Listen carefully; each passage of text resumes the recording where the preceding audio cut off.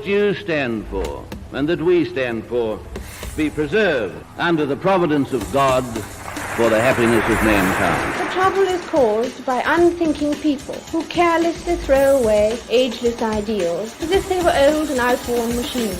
But it is the values of individual liberty, equality before the law and the supremacy of people over the state to which we can always with confidence return as a powerful and uniting force. Australia is not a secular country. It is a free country. G'day and welcome to The Good Source. This is the coverage of the United States midterm elections 2022.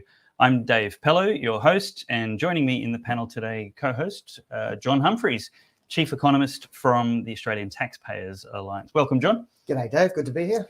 We've got a good lineup for you today. We've got politicians, former politicians, and a slew of independent commentators from independent media and think tanks around Australia. And what we want to do today is actually watch the results as they start to come in. So the polls are now starting to close in the eastern states of America, and the counting is beginning. And the media outlets across there are starting to cover the results and provide coverage. So we'll be talking generally about the issues and the things that have happened in the lead up to this election, as well as the results as they start coming in with independent analysis from rolling members of the panel as we go along. So first up is the host in Australia of Turning Point Australia. He's built a large brand and significant commentary. And of course, this is an import from an American brand with Charlie Kirk's Turning Point America there. So welcome to the show to Joel Jammal. Hey, how are you? Very good, sir. How are you? Yeah, I'm very good. I'm enjoying watching the results come in already. What have you seen? We've been in a frantic, hectic mess here. There's no volunteers or producers in the studio today, guys. So patience from the audience appreciated if we have any sound or video issues. I'm doing a bit of a producer role. Joel, what have you seen while we've been just trying to get our ties straight? Yeah, look, first off, well done on the stream. It's never easy pulling these things together. There's a million things that can go wrong, even with a professional squad. But when it comes to the actual election results that are coming through, still relatively early. In some places, the polling places are still open for another 4 hours. So we probably won't see some serious results in Australia time until tonight, Australia time. But in saying that, some results are starting to come in. Some early polling is starting to come in.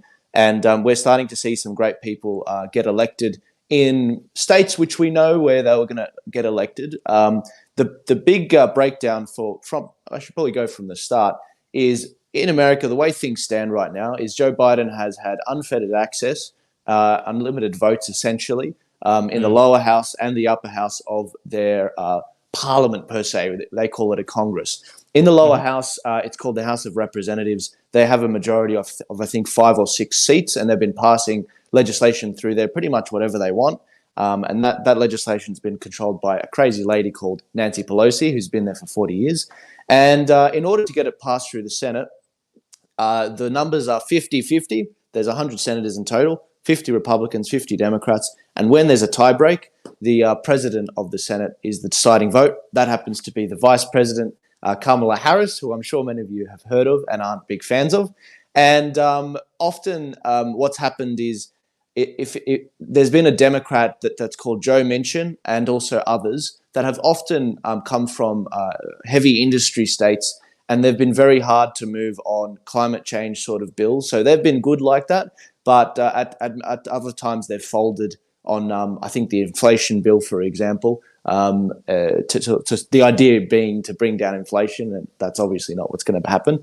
But today we're seeing a situation where all of the lower house is up for grabs, being the House of Representatives. It's looking like the Republicans are almost sure as hell going to retake the House of Representatives, the lower house, which writes a lot of this legislation.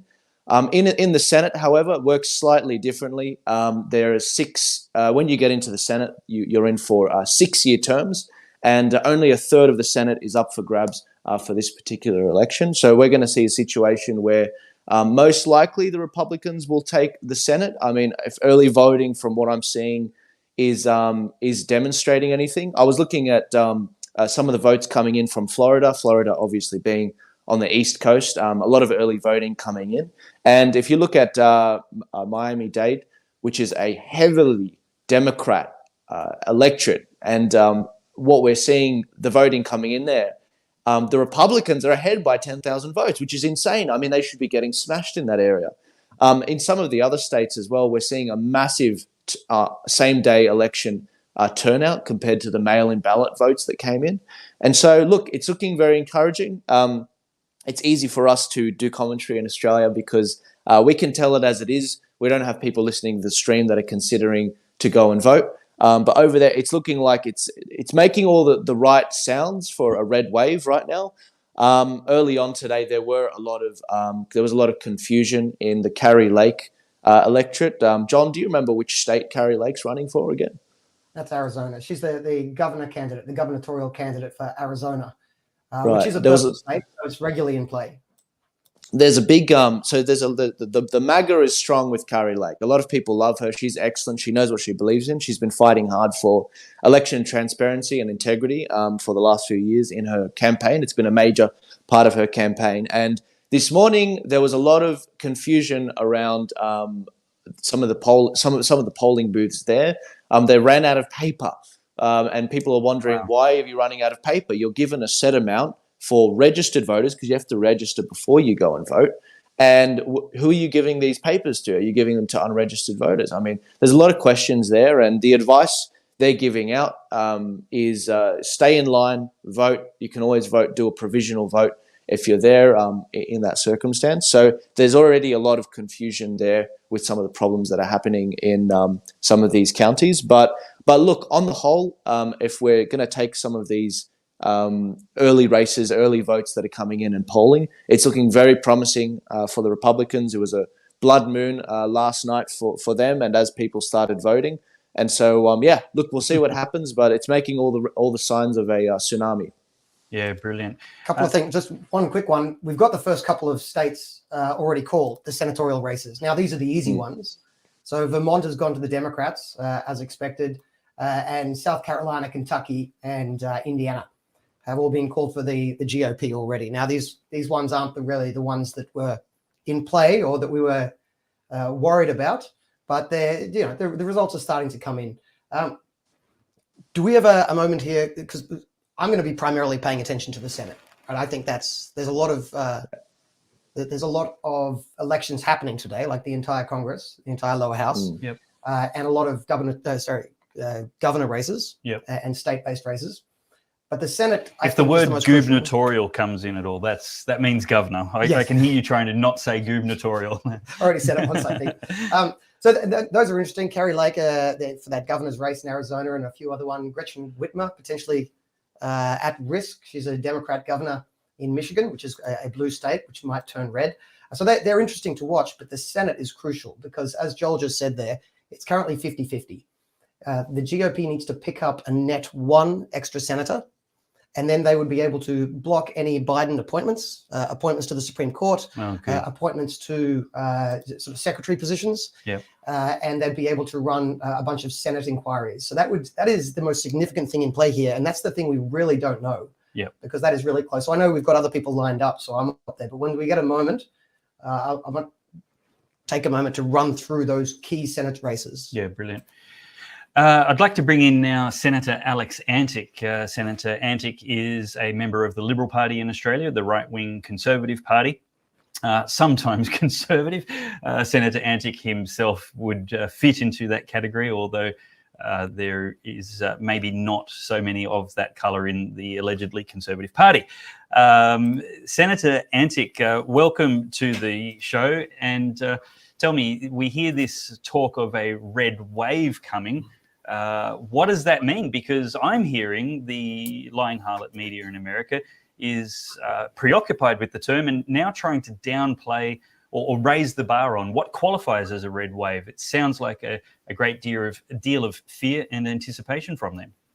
Yeah, it does. And look, thanks for having me on, and good to see Joel and the whole team here. Well done. I just share his views on getting this all. I was sort of watching backstage and seeing all the interest that goes into putting it together. So you guys have done a great job once again, a bit like our election day last year when we caught up here in Australia. But I've been hearing this term, the red wave, as well.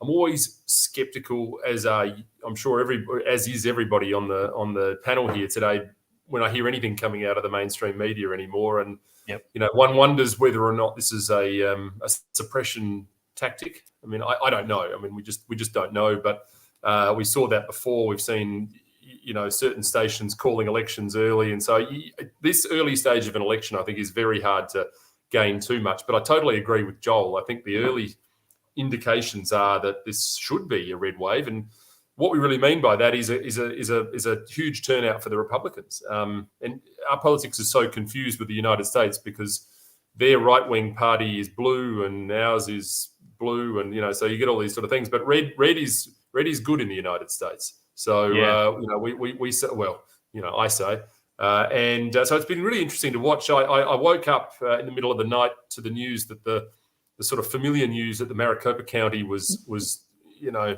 looking at. I mean, who knows whether it's something deliberate or something not. But Kari Lake is saying, the gubernatorial. I worked that one out a few months ago as well. Gubernatorial candidate for governor, their Republican candidate, is saying that she took her team down to a very Democrat area and had no trouble with any of the machines. There were no lineups. There were no anything. So the Maricopa County audit that happened after the 2020 presidential election showed very clearly that there were problems with the election, serious problems across a whole bunch of areas. And it seems as though the early indications are that there may be some games going on there again. I hope that's not the case. As President Trump said in the last election, all we want is a fair race. All they want is a fair race, and all we ever want anywhere is a fair race. So it's interesting to watch them rolling out. Interestingly, I saw that the Guam, the island of Guam, has turned Republican for the first time in 30 years or something like that. That was a gap in my knowledge. I didn't even know they were in it. So there you go. It's a bit like the Italians voting for the Italian Parliament offshore. So I think all indications are this is going to be a pretty hard one to replicate what happened in 2020, which was clear anomalies. The system didn't work, and in fact, I think we could all safely say that there was a lot of interference and treachery going on. Hopefully, that's not the case, and if it is, hopefully there are enough Americans voting so that they can get the red wave through, and so that we can get that system fixed up for the United States, because we need the United States democracy to be strong. Indeed. So we've got some of the results coming in for Florida. It does look like, as Joel mentioned before, Marco Rubio is holding onto a lead. It's now up to, 2.6%. So, I mean, I think ever since DeSantis kind of came and painted Florida red, an extremely popular governor in Florida, Ron DeSantis, it's been one that I think we knew the Republicans were going to win. It's traditionally been in play. It was one that early on they thought might be in play, but I think Ron DeSantis has really made that quite a red state now. And it looks like Marco Rubio will win that for the Republicans in the Senate. Still early counting there. By the way, on the red wave you mentioned, just in the last day or two, if people have been watching their US politics news, the lying harlot media, I think is the term. They've started to... That's the technically accurate term? Technical term, yes. They started to refer to the idea of a red mirage. Not sure if you've heard that. This is the same language they used 2 years ago, which is to say, look, early on, it might look like the Republicans are winning, but you'll fall asleep and you'll wake up and suddenly it was all a mirage and the Democrats actually won. Now, look, I'm dramatizing the way I explain that, but the fact that they're using the language of red mirage, it's got a bunch of people worried. There is an element of truth to that, in that the delayed votes tend to go to the Democrats. So you can get a slightly skewed count, although a lot of Americans are frustrated that they have delayed votes at all. The idea of these postal ballots is mostly an innovation in the American system brought in because of COVID, and Republicans are quite annoyed at that delay in counting, which now happens under this new voting system. So it's interesting they've started using the language of red mirage. It's got some people wondering whether they're up to something already. But well, I think there's plenty of comments coming from viewers watching live now, and please feel free to join the show with your comments, questions, and thoughts directed at anybody.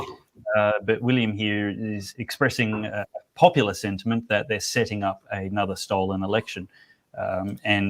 Look, whether they do it through election fraud or a variety of other more obvious measures, such as changing voting rules with executive powers as opposed to the legislature, it's certainly a lot of valid questions and criticisms of recent elections in America. Well, I think one of the most valid complaints about the bias in the American system is one that isn't illegal. Then that is that Google very much has their thumb on the scale. Now, they're technically allowed to. Big tech all over. They didn't break that. Well, maybe not so much Twitter anymore, but we'll put that aside. Well, certainly Facebook. But Google determines when people search for things. And there's been some accusations now that when you search for various candidates, Google says, no, what you meant to search for was this wonderful puff piece about a Democrat. Yeah. Now, I don't know how true that is, but I mean, that sort of machination isn't technically illegal, but it is something that people do and we should worry about. Yeah, it's the finger on the scale, like you described. Yeah, and anyone that wants more information on that, go check out the Dr. Robert Epstein and his testimonies before the Congress.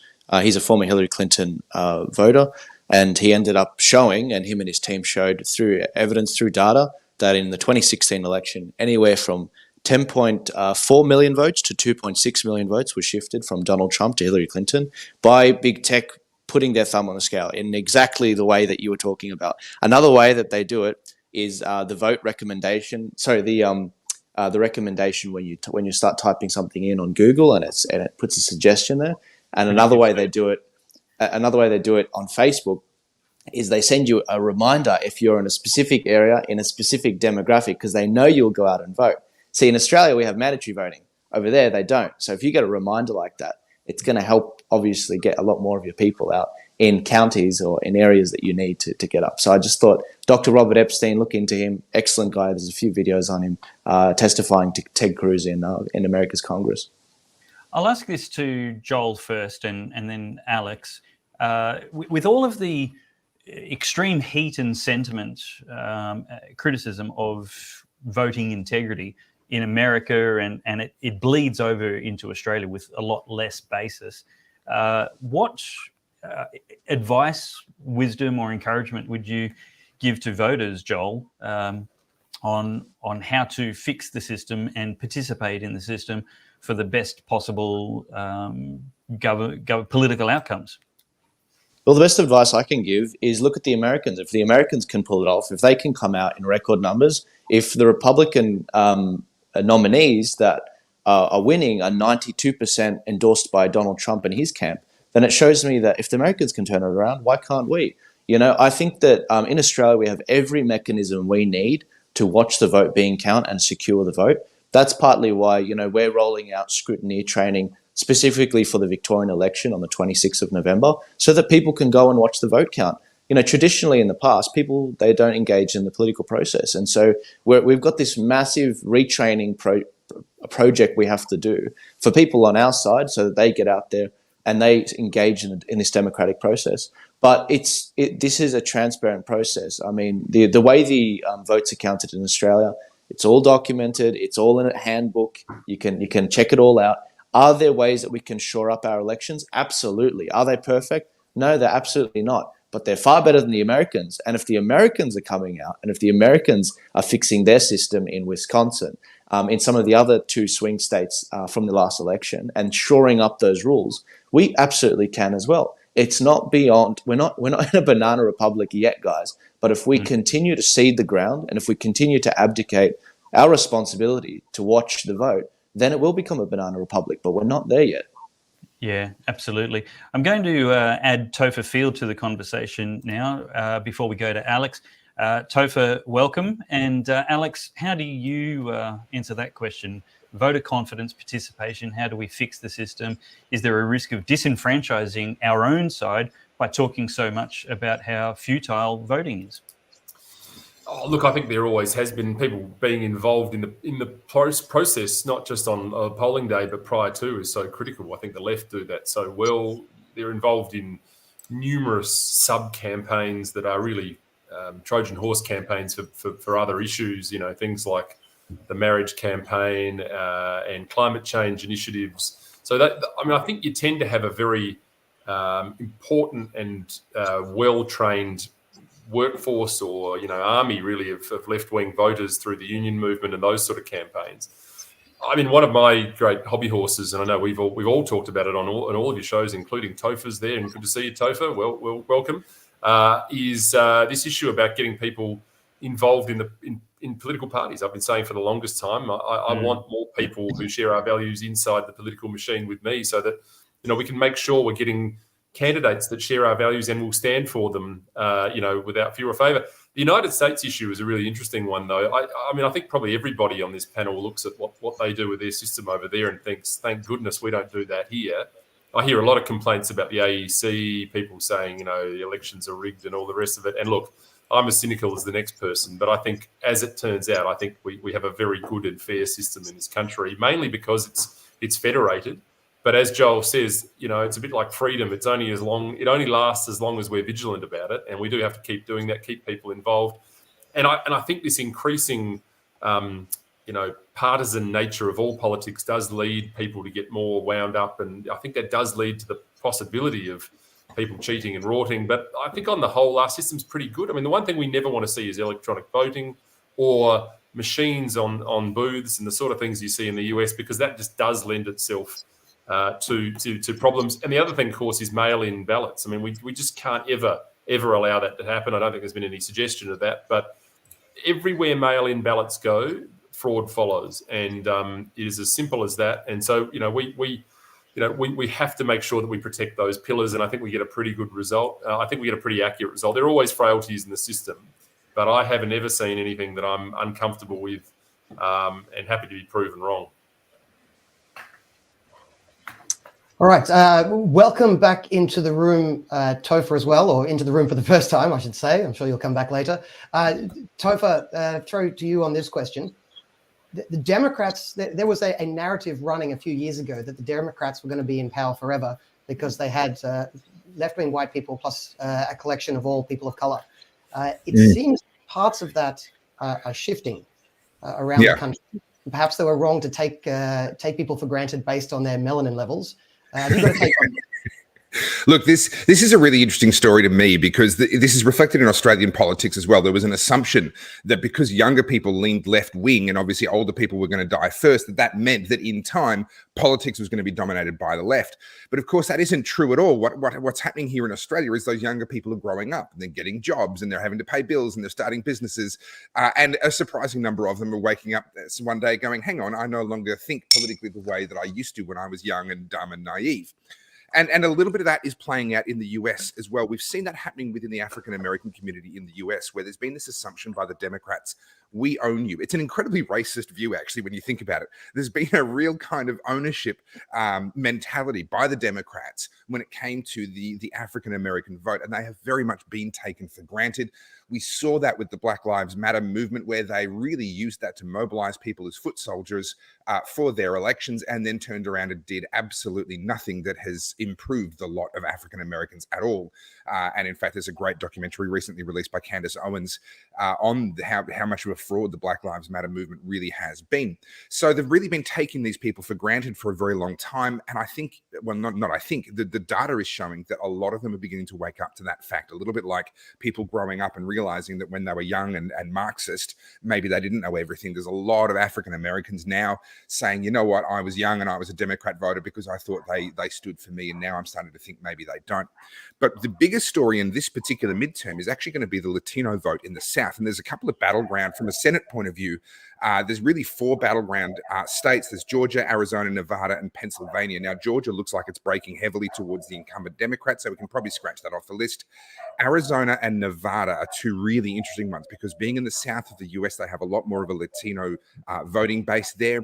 And that particular demographic is looking likely to break quite strongly compared to previous voting patterns towards the Republican Party. So the Republicans need to pick up a Senate seat, and I would say Arizona and Nevada are probably two of their best chances to do that, although some results are coming in from New Hampshire right now, and they are breaking in very early days, but they're breaking very heavily towards the Republican challenger there. So that may actually be a good pickup for the Republicans as well. So this, I think one of the stories that we're going to be hearing a lot about in the cleanup after this election is going to be what happened with that Latino vote and whether the Democrats can keep taking people of color for granted going forward. And I think the answer is a resounding no, they can't. Yeah, well, the recent polling, I think, is showing that the Latino vote looks like it's splitting close to 50-50. And that might not sound like much, but if you factor in that historically it has gone strongly Democrat. Correct. Another strange little factor, this doesn't sound like much, but it looks like 15% of the black vote going to the Republicans. Now, that sounds like a low bar, but or a low level, but if you're coming off a 5% base, and that is a big jump in the vote, which really further undermines this Democrat idea of just mixed together left-wing white women with people of color and forever stay in power. I think the Hispanic one, the Latina voting bloc, it's always confused me a little bit why it's assumed they would stay Democrat. Is, in general, quite a religious, Catholic, conservative group of people. Family, hard work, faith. And many of them, there's this assumption that they would support the Democrats because they want the border to be open for people to be able to come across into America. Well, that may be true for some, but for many of them, they actually went to the trouble of immigrating into the US through the legal system. And they actually resent the people that are not emigrating via the legal system. So even that issue doesn't break in the favor of the Democrats the way that a lot of people often assume that it would. So I think the Democrats have absolutely made a mistake. And my suspicion is for those individuals that do now break away from the Democrats and vote Republican, it's going to be very, very difficult for the Democrats to ever get them back. The decision has been made. The recognition is there that, hey, these people don't actually represent me. And I think that break is actually going to be quite a strong and lasting one. Yes, well, I think you say the immigration issue. I think what the Democrats were relying on is they were hoping they could just forever call the Republicans racist. And if everyone assumes they're racist, you can sort of lock in the people of color vote. I think the word racist has become quite a meaningless term or a much less powerful term, given that everyone's a racist no matter what they do for every situation, and people now just rolling their eyes at that slur. Meanwhile, I think there is a growing sense in America that the Democrats are after their kids. If you're going to weigh these two things against each other, kind of a fake overused accusation of racism versus how much you care about your kids, I think the gubernatorial race in Virginia a couple of years ago, when Glenn Youngkin won that race, kind of shows that don't get in between parents and their children. That is a good way to lose your voter base. And I think that might explain some of that shift in the Hispanic vote. Well, Topher has to take off now. Oh, can I ask him one question before he goes then? Look, sure. Has he already gone? So as I said before, the Senate's what I'm interested in. The GOP, which is another name for the Republicans, have 50. They need 51. I'd argue they need 52 so they don't have to rely on Romney. I'll talk about that later. They need to pick up a couple. There's a couple in play. Topher, it seems like you know the ones are in play, but what's your prediction? How many will they get to and which states, if you know them? Okay, so my gut says Arizona and Nevada are going to go very well for the Republicans. Now, we don't really have data on either of those just yet. They're a bit further in from a time zone point of view. They're a bit further in. However, we do have some early results coming in from New Hampshire that are looking. There's been an update to that. Okay, not looking so good for the Republicans at this point. Okay, so. At this point, they're really depending on Arizona and Nevada. I agree that they do actually need two to really make this stick. Pennsylvania is another one that is potentially in play, and Washington could get interesting. The thing to keep in mind as well is if neither of the major parties gets to 50%, they don't have a preferential system, so there are no preferences being allocated out, and you end up with a runoff, and those are going to be happening, I believe, on the 6th of December. So it's actually entirely possible that we may not know. Sorry? Our end or his? It could be us. Okay. You got me? Malcolm Turnbull's NBN at its finest. Have you got me? We've got you. Yeah. So what's your number, Topher? 50? I think it could get to 52. I think we could get there. But I think 51 should be if they failed to achieve 51, I think there'd be a lot of people asking some very serious questions of many different kinds, and the voter integrity question would become a very big one at that point. Just one quick update on that, and Topher, you can run off if you need, but for the people watching at home, you did forget Georgia, which is the other interesting one in play. If they get Georgia as well, there's up to 53. New Hampshire would make it 54. And the other thing to note is that runoff election, most states don't have that. So that's just Georgia, really, of the places in play. Sorry, yes, that's true. Now, Georgia is breaking. The reason I didn't bring it up, Georgia is breaking heavily towards Warnock, the Democrat incumbent. He's 132,000 votes ahead with a representative percentage counted. So I'd say that's going to be a difficult lead for the Republican to overcome. I did mention Georgia very early on, but I'm kind of scratching that off my list at this point in time. I think those would be Atlanta votes. Atlanta swings very heavily Democrat. So when the more rural parts of Georgia come in, I think you might see that race tighten. Well, I look forward to being proven wrong, and that would be a very, very nice thing. I got to go, guys. Thank you so much for joining us today. Feel free to pop back in the second hour if you're able to. I will endeavour to do so. Cheers. Thank you. And joining us now from the IPA is Gideon Rosner. Gideon, thank you so much for joining our election coverage today. Thank you for having me. Great to be back. What tips have you got? Any coverage or websites you've been watching before you've come on air that breaking news we should know about? Well, so I'm looking at the early results out of Florida. So it's looking like, and if I could just bring them up, I do apologise. I didn't, of all the days not to have a damn laptop. If you look at the Senate results in Florida. Amazing, by the way, while you're bringing that up. Sorry? Your studio looks fantastic. Oh, thank you. Well, I'm coming at you from the Pellowe Meyer studio here at the Institute of Public Affairs. We're very, very lucky to have a professional grade studio here. And of course, if anybody wants to find more about our research or support this studio and the products that come out of it, head to ipa.org.au. We need more members and we need more of your viewers to sign up. So that's the plug. I've done my job for today. But let's get back to ipa.org.au. Got it. ipa.org.au. Yes, we fight for freedom. If you want the best intellectual content and to support the ideas that will make freedom possible in this country yet again, please head to ipa.org.au and sign up. We need all the people in our freedom army that we can. So just having a look at Florida. So Marco Rubio was polling like 12 points ahead or something, so it's a bit of an imprecise one to look at. But if you look at the early results, this is with 55% of the votes counted. Firstly, I don't know how they've already counted 55% of votes there when they've only just closed the polls. Would have to signal to me there's a lot of early voting. I make no further comment about mail-in ballots and so on at this stage. But that said, Rubio is at about 54.4%.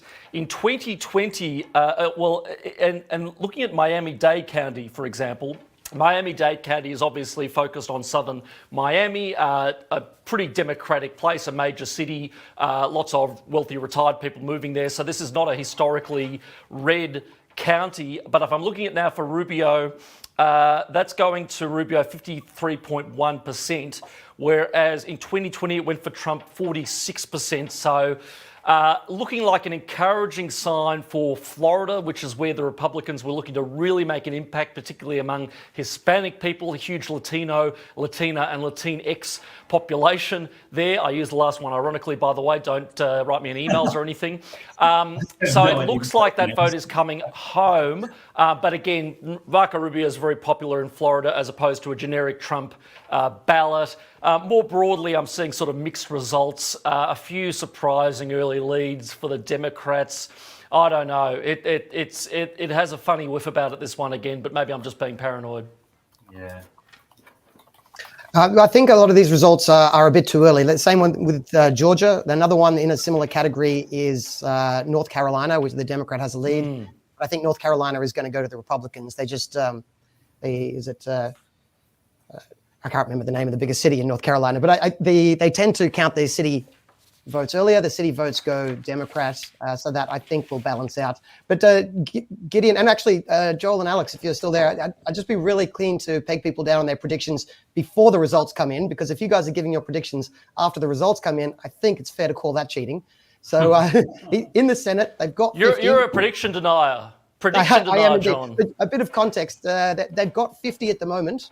But Pennsylvania is currently a Republican spot. So Pennsylvania is in play. They could lose that to a person who basically can't speak English anymore. If they lose that, they go down to 49. If they get Pennsylvania 50, then there's Georgia, Nevada, Arizona. That would get them to 53, New Hampshire to 54. Beyond that, it's difficult. So Gideon, Joel, Alex, what's your best bet there? Well, Sorry, I missed the question. I was looking at North Carolina. No, I was just having a look at the results as they're rumbling in here as well. It's very hard to know. I mean, I think Topher's summary was a pretty good one. 52 is a possibility, but I think as Gideon said, I sit back with this uneasy feeling that we've seen this all before. I remember vividly in November 2020 sitting comfortably at CPAC on the day, looking at the results rolling in, thinking, well, this is pretty well done. And then as the night went on, the graph spiked and, the bathroom started collapsing and all of a sudden they had to roll the shutters up and, everything changed. So, look, I don't know. I think Pennsylvania is interesting. It would be a very telling result if that Fetterman bloke was elected. I mean, it's we've seen some uninspirational performances and political stages here in this country, but I don't think anything's ever rivaled this guy. He is... despite his difficulties that he's had, it's pretty amazing to think that he could roll out a big vote there, but he might. So that's very interesting. And I'm interested in Nevada as well. I think that's going to be a tight race. I wouldn't be surprised if we get to 52. It sounds like the House is just a done deal. And interestingly, I think Marjorie Taylor Greene, MTG, is back. I just saw that roll in on Twitter as well. So that'll need some safe spaces around the country in order to get that one rolled out. And Georgia's 14th congressional district, so another few years of MTG, which I think will be very entertaining. Joel? I believe he's muted. We've lost your audio there, Joel. You're not muted digitally, but just check your connection. You're smiling wonderfully. Maybe... Yeah. I can hear him. All right, Joel, you with us? All right. Yeah. I was just going to say, I think it's at least 51 seats. I'm still listening on the side that a lot of these areas, yeah, you're right. They're slow to count these votes. Florida probably got the gold standard when it comes to how quickly and how accurately they count the votes. So I'm not surprised to hear that they're 55% through counting the vote right now. But no, I think at least they'll definitely capture the Senate. I mean, at least 51 seats. I mean, the early indicators from what I'm hearing from people, I'm also sort of half listening to another panel, Charlie Kirk with Turning Point USA, and they've got a few experts that have come on, and they're all feeling vindicated right now in terms of the predictions they've made and with the direction they see things going. I think because what they're looking at specifically and why they're perhaps a bit more accurate, in Australia, if we were looking at electorates, we'd be like, oh, why is it that in the middle of the Melbourne electorate, for example, the Greens have this polling, whereas these parties have this polling? They're looking at specific electorates right now, and they're seeing the trajectory that this red wave is coming at. And so I'm very interested to see this full count come through. But my final I definitely see them getting at least the majority. I mean, at least 51 seats. Right, I think it's if we've got a bit of time for the people who may not have been following the Senate like quite as much of a tragic as I have, to give people a bit of the lay of the land for the states that are really in play. So I think we can say, I'm going to assume that there were toss-ups early on, but let's assume the Republicans do take Florida, North Carolina, and Ohio, J.D. Vance in Ohio, which is another one that was an early toss-up, but those three have lent pretty heavily Republican in the last couple of weeks. Assume we get those three, although we can come back and look at them later. That's 49. We need two more out of Pennsylvania, Georgia, Nevada, Arizona. Now, I want to paint the worst case scenario. Here, the worst case could be 49. You get none of them. Nevada's looking pretty good. Pennsylvania is 50-50 in the polls. Like Fetterman and Oz. Oz has just snuck in front, but there's a lot of early voting in Pennsylvania. So it could be that when Fetterman was leading, that's when people were voting. So that one could be very 50-50. Georgia is just as much a toss-up in the polls, 50-50, and Arizona is pretty much the same way. So even if the Republicans pick up Nevada, the one where they're ahead in the polls, they still have to get one more. And I just want to, that would get them to 51. I just want to point out 51 is a dangerous majority to have because that includes Romney. And I've got to point out, for instance, Romney has, there is a senatorial race in Utah, which is where Romney's a senator. There's two senators from each state. Romney's not up for election, but the other Republican senator from Utah, Mike Lee, a solid small government conservative man, he's up for election, and all of his senatorial colleagues endorsed him except Mitt Romney. Mitt Romney did not endorse the Republican in that race, which is quite remarkable. I think it's fair to say the Republicans cannot rely on Mitt Romney's vote. So they really need to get to 52, which is what some people have called, I think accurately, a Romney-proof majority. Yeah, Romney also voted to remove the president from office, I do believe. Correct me if I'm wrong. Yes, he wasn't the only one, but the Murkowski and Collins are the other two moderate Republicans, but they have endorsed Mike Lee, for instance, and I think they're playing with a straight bat. I just think they happen to be personally more moderate, whereas I think the behavior of Romney does raise serious questions, like why would he not endorse Mike Lee? I think the Republicans need to get to 52 to feel comfortable. I think my bet is 53, by the way. I would love to say 54. I'd love to put New Hampshire, which would be the 54th state in. But every time I bet on New Hampshire, it lets me down. So I'm going to hope for 54. By the way, Washington State, which is traditionally quite a Democratic state, is now within the balance of error. What is that? Wow. That it's within 3%. So Washington State could even get up to 55, but I think that's unlikely. Well, Oregon looks like happy hunting ground too. But just on Susan Collins and Lisa Murkowski. Murkowski is a real piece of work, but I'll always have a bit of time for Susan Collins, who's a senator for Maine and has been for a very, very long time.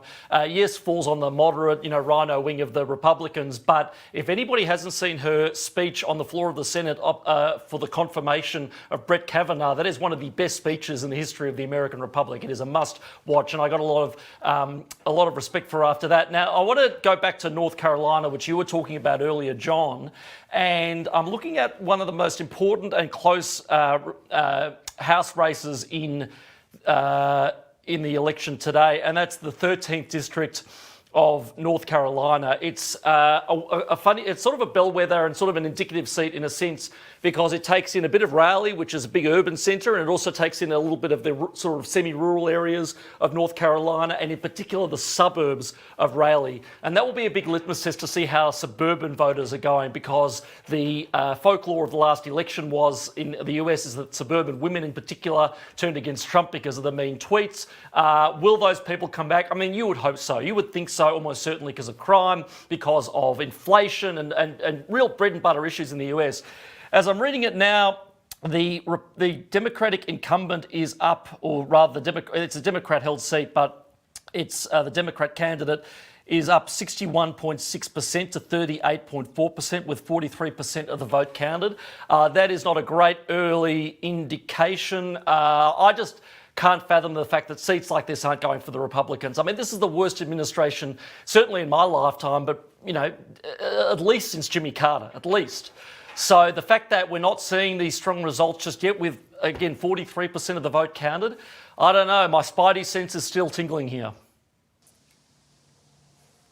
It's a very interesting race. There are so many places where Republicans are doing better than they should be in strong blue seats, strong Democrat seats, and there's other places where they're not doing as well as they should be. That's very well predicted. Senator Antic, thank you for your time this morning. Any final thoughts or comments before you have to sign off? Well, look, I think we're all going to be sitting back and watching for the rest of the day, and I guess we'll go into the same pattern we went into last time of about 10 o'clock at night, hopefully not seeing polling places close and so on and so forth. But let's wait and see. I am hopeful things are. A few of these states have tidied up their rules, and I think people are a bit more across it now. So let's hope it's okay as the details start to roll in here. But some key states that haven't even gone anywhere yet in the count, and we've got still a long way to go. Brilliant. Thank you so much for your time today. Thanks for having me, and good luck, everyone. Thank you, Alex. Thanks. By the way, just to comment quickly on something Gideon raised earlier about the... Quick comment, because we've got to say goodbye to Joel as well. All right, yeah. Just you mentioned, I can't remember who it was who mentioned that, maybe it was Alex, that Florida had strangely counted all these votes very early. That's because Florida is one of the states that allows the counting of postal ballots before the close of the votes. So they were counting it all during the day. Right, okay. And that's actually an innovation to make sure that Florida can give their results on the day, because Ron DeSantis wanted to make sure they count the votes quickly, and kudos to him for doing that. Yeah, absolutely. Joel, your final thoughts, and thank you for joining us this morning. Yeah, look, I just wanted to say that I think that in America, with a lot of the things that Topher was saying with regards to the demographics, people are leaving the Democrat Party, people from this intersectional sort of behemoth, whether it's the actual Latino voters or the black voters. Now, how does that translate into Australia? Well, I think in southwest Sydney, where we've seen a lot of people that look similar to myself, or even in Western Melbourne, we're going to see a massive demographic of people that do leave the traditionally Labor voters areas and leave these suburban voting centres from the Labor Party and go to the Liberal Party if they choose to represent these people. If not, then some of these minor parties will continue to grow their votes in the area. And so that's how I see a lot of this translating into Australia. It's a realignment that's going on.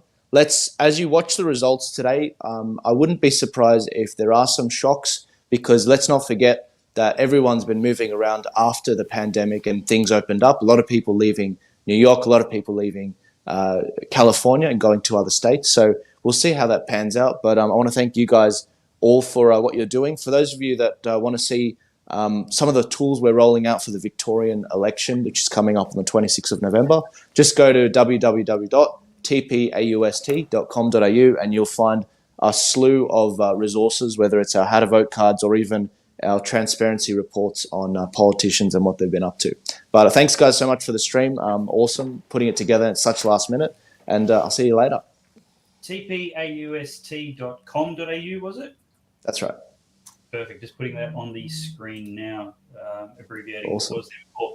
Joel Jammal from Turning Point Australia, thank you so much for joining us today, your insights and thoughts. Appreciate it. Awesome. See you, Dave, John, and I'll take it easy.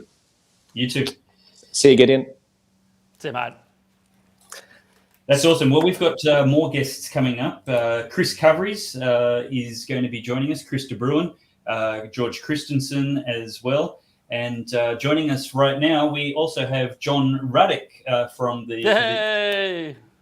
John, how are you, sir? Welcome. You're muted. You've got to unmute yourself. Leave that to the master. Unmute yourself, John. Okay, we're in business. Sorry about that. Okay, well, I thought I was on a midday. Okay, well, look, gentlemen, what I would say about this, I think that you've had terrific coverage. From what I can see, can I tell you what the best indicator when these elections are on is Betfair. Now, there's lots of betting websites out there in the world, but Betfair's A, the biggest, and B, it's like the Dow Jones. It's like a stock exchange where you buy and sell bets. So it's a very liquid, very serious money, and it changes every second.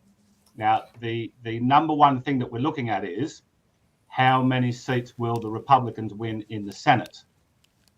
Now, at the beginning of today, the market, which was the favourite, was that they would win 53 seats, but it's starting to edge towards 54 seats. So I think even though we've only seen very, very small numbers coming through so far it's going according to expectations, if not a little bit better for the GOP. Brilliant. It can be hard to tell with the early votes, so we shouldn't get too worried about it, although we shouldn't count any chickens. Just letting everyone know, 5 minutes until Pennsylvania closes voting. That's going to be a very interesting one to watch for the political tragics. And I know Gideon and JR, you're both political tragics along with me watching US politics. Lifelong. That Fetterman versus Oz debate was unprecedented, I think, in politics. Well, can I just say, John, my thoughts on that are good night, everybody. That's quite an insider joke there, but everyone go Google the Fetterman debate and you'll understand that one. Anybody following the US midterms and anybody smart enough to tune into this stream should know what that joke refers to. But can I, just before we go to Pennsylvania, the polls have closed in Ohio, and we mentioned JD Vance in the Senate race there earlier. I think he's looking pretty good, but I want to talk about the 9th Congressional District of Ohio. This is centered around Toledo. It's sort of a narrow strip among the top of Ohio, but it has a major urban center in Toledo at the top of it, and also some rural and urban areas. Now, this is a very, very tight key race.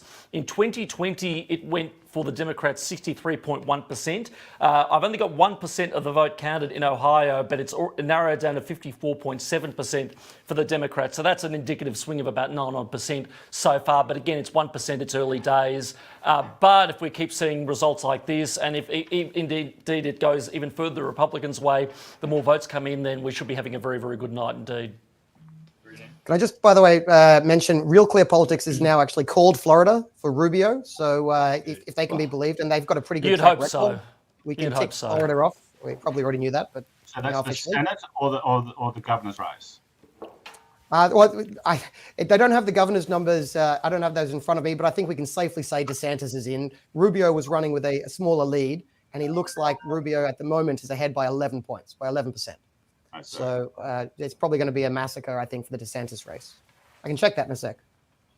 A little bit of trivia for everybody. It's roughly around 4 a.m. in Istanbul right now, and Stephen Shavura is watching from there. Otherwise, he'd be on the panel.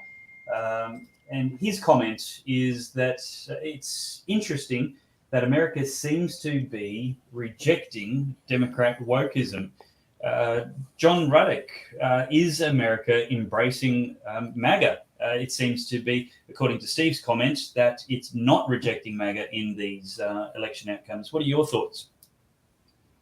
Okay, well, thank you, Stephen, for that comment. Now, look, this is how I feel about these midterms. In many ways, this is the most extraordinary result in American political history since George Washington, and I'll tell you why. There's obviously been two great political parties in America. There's been the Democrats and there's been the Republicans. Now, I think looking over their history, people would say the Republicans have been the more honourable party, the grand old party, you know, against communism, against slavery, against Jim Crow, defeating, you know, doing all the good things in the world.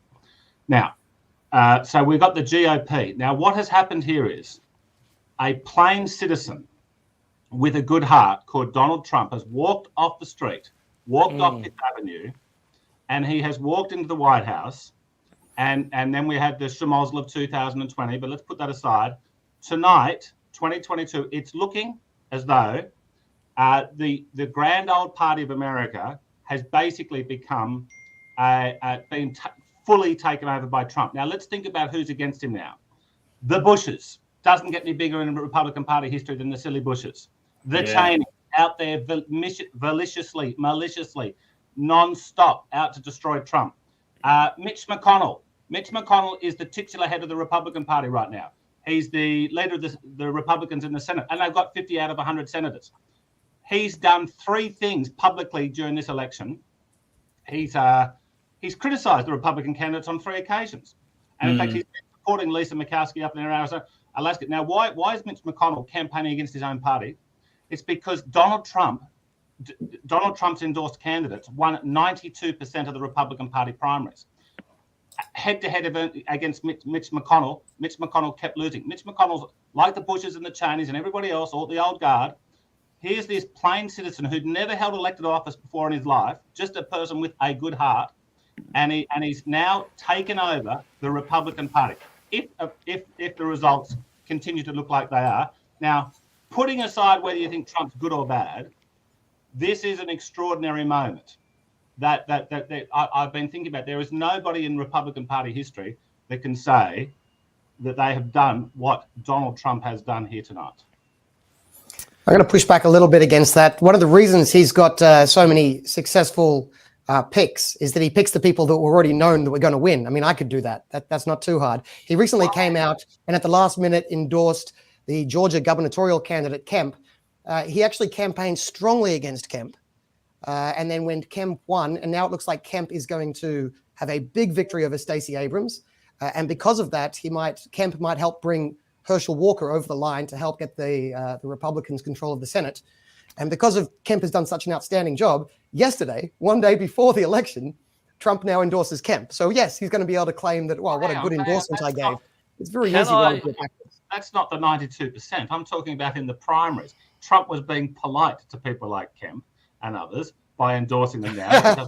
I don't know what your version of polite is, but look, in the primaries, it's not about the primaries. What was important was the primaries. Now, in the yes, primaries, and I'm saying in the primary, if you already knew candidate A was going to win and you endorsed them after you knew they were going to win, it doesn't make you a genius. Sorry, how do we know Kemp's going to win? He's not winning at He's the about moment. 10 points up at the moment, I think. No, he's not. He's I know down he's not. to It's running Abrams close at the with moment, but 31% in. Yeah, no, it's running close at the moment, but that's with a heavier vote in Atlanta. In the cities. So I think he's doing quite well. Yeah, we're still waiting on rural counties. Okay, well, look. The thing is that John, Trump in the primaries did not endorse candidates that were necessarily going to win. He endorsed candidates that were pro-Trump and pro-MAGA and against Mitch McConnell, and Trump won 92-8. It's just not true that McConnell was backing 8%. They both endorsed a lot of the same candidates, and I got to say, I think Ron DeSanctimonious, as your man called him, is a pretty bloody good Republican as well. As I don't think it is only Trump in the GOP. He did say that. And speaking of DeSanctimonious, he won. CNN's called it. Yes, okay. Yeah, by quite a bit. It looks like 15 points. Ron DeSantis, who we all love and admire and respect, he was fantastic on COVID lockdowns and fantastic on the vaccines, and God bless him for that. And I love him, okay? However, DeSantis would not be DeSantis without Trump. No one ever heard of Ron DeSantis 4 years ago. He was begging Trump for his endorsement 4 years ago. Now he's become a superstar and fantastic, okay? Because of his total, him and Sweden around the whole world were the smartest people when it came to all the COVID BS.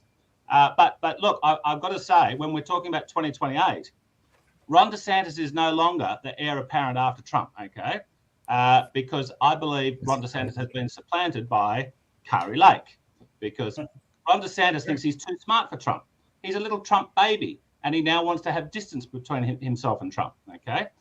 Whereas Kari Lake out there, who is a total superstar, she out there, all of her public announcements, she says, I love Donald Trump. I think he was a fantastic president. Now, so it reminds me of Reagan in 1964, going down, standing with Barry Goldwater when it was unpopular, but it turned out to be the best thing that happened to Ronald Reagan to do that. And I think this is what's happening now with Kari Lake. She is the future of the Republican Party after this cycle. Just one moment of context before you jump in with the next one. I just want to point out, I don't dislike Trump. I just find the knee-jerk sycophancy a little bit tiresome. And I also got to point out, Kari Lake, we don't actually know her bona fides yet. She is great dealing with the media. She hasn't proved herself yet. I hope she does. I hope you're right. But let's wait and actually see what she does. Given one of her main closing pitches is to call the Democrat a racist. That's an interesting take. I'm not sure where that'll go. Tom Humphreys, I got to say, look, I like Trump. I think Trump's good. But he did give us Fauci. He's not perfect. Sanctimonious. John Ruddick, what do you think Kari Lake stands for? What have you heard articulate other than she loves Donald Trump? Well, I mean, I've seen. Look, she's put out there a 5-minute biographical sort of video. She says that she registered as a Republican on the day she turned 18, so she could support Ronald Reagan. I believe that she is basically the female version of Reagan. Reagan had spent an entire career, a successful career, in front of the camera. And Kari Lake has done the same thing. And this is why Reagan and Kari have so much sort of presence and sort of positive aura on camera because they're so used to it. Now, in terms of what Kari Lake, look, she says that she is part of the anti-warmonger wing of the GOP. Okay, well, that sounds pretty good to me. I'm imagining you would like that, Mr. Humphreys, Dr. Humphreys.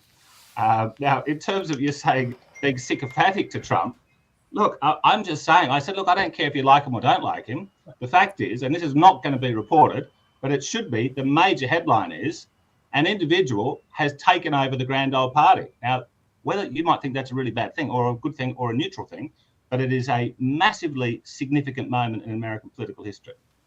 Can I just point out? Yeah, sorry, go ahead, Gideon. Yeah, look, the point I should make about the Trump takeover is it's very important that these mega candidates actually win. If Kari Lake loses, fairly or unfairly, I'll put it that way, if JD Vance loses, if this whole swag of lower house candidates lose, then we'll see what we're seeing with the Liberal Party here in Australia, which is this internal message or this false idea, oh no, we can't be too extreme, we have to meet them in the middle, we can't have these extreme candidates and so on. So at best you'll get candidates that end up winning somewhere down the line but don't actually do anything. So I'm nervous about these results, especially because the Fox in Arizona put up a graphic of Kari Lake's opponent winning by 3 points even 10 days out from Election Day. Yeah, that was quite remarkable. I was going to say, it's a bit double-edged, though. One of the main accusations that is thrown at some of the Donald Trump picks, such as Mehmet Oz in Pennsylvania and Herschel Walker in Georgia, one of the main complaints that Republicans have is that they're not real conservative. They're not very conservative. They're rhinos that have skated through based on Trump's endorsement. And I hope that's wrong. I hope they're great. But they haven't proven themselves yet.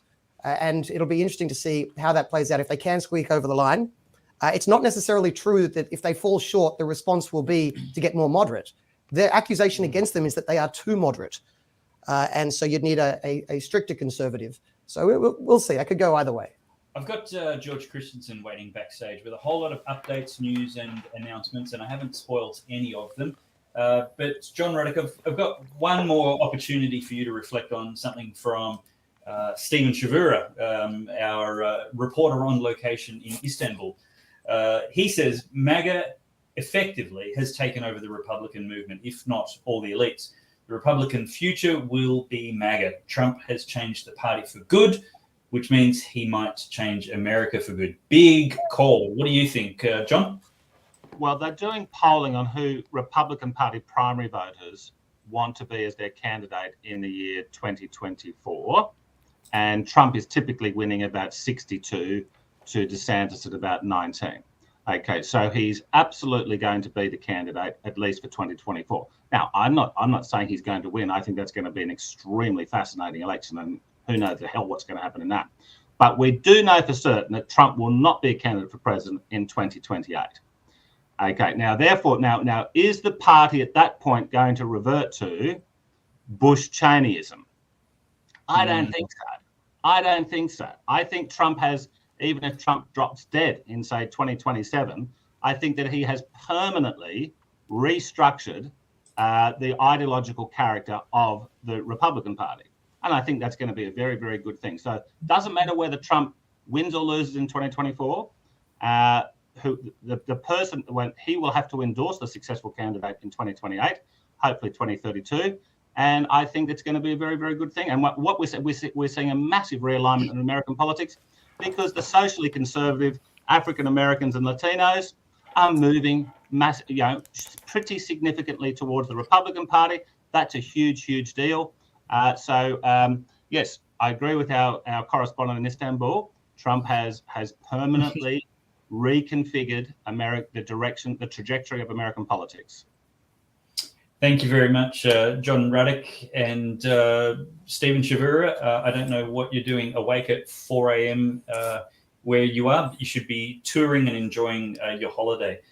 Gideon, how much longer have you got? Are you able to stick with us for a little bit? I have about 20 minutes. One thing I actually want to bring up, this doesn't always get a lot of attention on days like today, but as many of you, the viewers will know, there are Americans have a system of citizen-initiated referenda. So that you might see on TV Proposition 308 or something where there is a question put to people and they can vote on it directly. It's a part of the system I actually admire. I used to think, oh no, that's what we elect politicians for, but no, we need recall elections and we need citizen-initiated referenda. We need any means necessary to take back control. But no huge results yet, but just two I thought I'd share where we are seeing some sort of a result, which is Kentucky Amendment number 2, with 16% of the votes in, no constitutional right to abortion. So this is ruling out the right to abortion constitutionally. Right. No is winning 54 to 45. So yes, it's a more conservative state, but conventional wisdom would have you believe that voters are particularly incensed about this issue. That's one of the few hopes the Democrats have. So a 54-45 breakdown or thereabouts is an interesting one, even in Kentucky. And the second one is, with 21% of the vote in Ohio, require US citizenship to vote in local elections. You'd think that would be the bloody law already, but it isn't. Yes is 73.3% and no is 26.7%. So three quarters of Ohioans want you to be a citizen in order to vote. That seems like a pretty decent result to me. Maybe driven by concerns over integrity of the elections last time around. We don't know. Now, Gideon, that's not America-wide. That's, I think, something Australians do very often is conflate any particular jurisdiction or statistic from America as if it's homogenised across all 50 states. Yes. How many states in America are you aware of off the top of your head, or even ballpark, where it's not a requirement to be a citizen to vote already? I have absolutely no idea, and that's what makes American elections so difficult and so interesting in a way, and so chaotic, because one thing I'll complain about almost every government institution this country has to offer, but one thing I don't complain about a lot is the AEC. The AEC generally, does a good job, stays in its lane, but the important thing about the way we do elections in Australia is it's consistent across the board. With America, local boards and statewide boards handle these votes. There's different types of technology used. It does lead to confusion. Everybody remembers the infamous butterfly ballots from a certain county in Florida in the year 2000.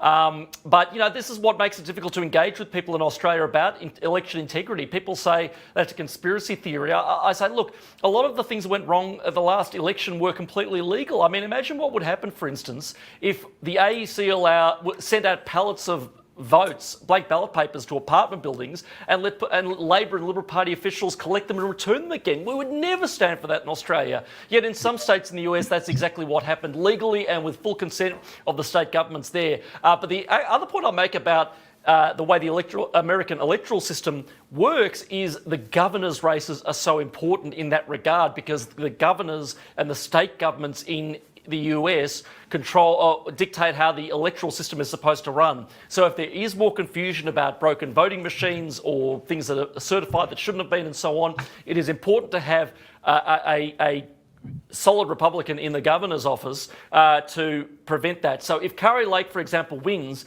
and there are more question marks over how things are going in Arizona, well, I trust Kari Lake a lot more than I trust the bloke who was there before in 2020 to make sure those election results are fair and audited and done to the satisfaction of everybody involved.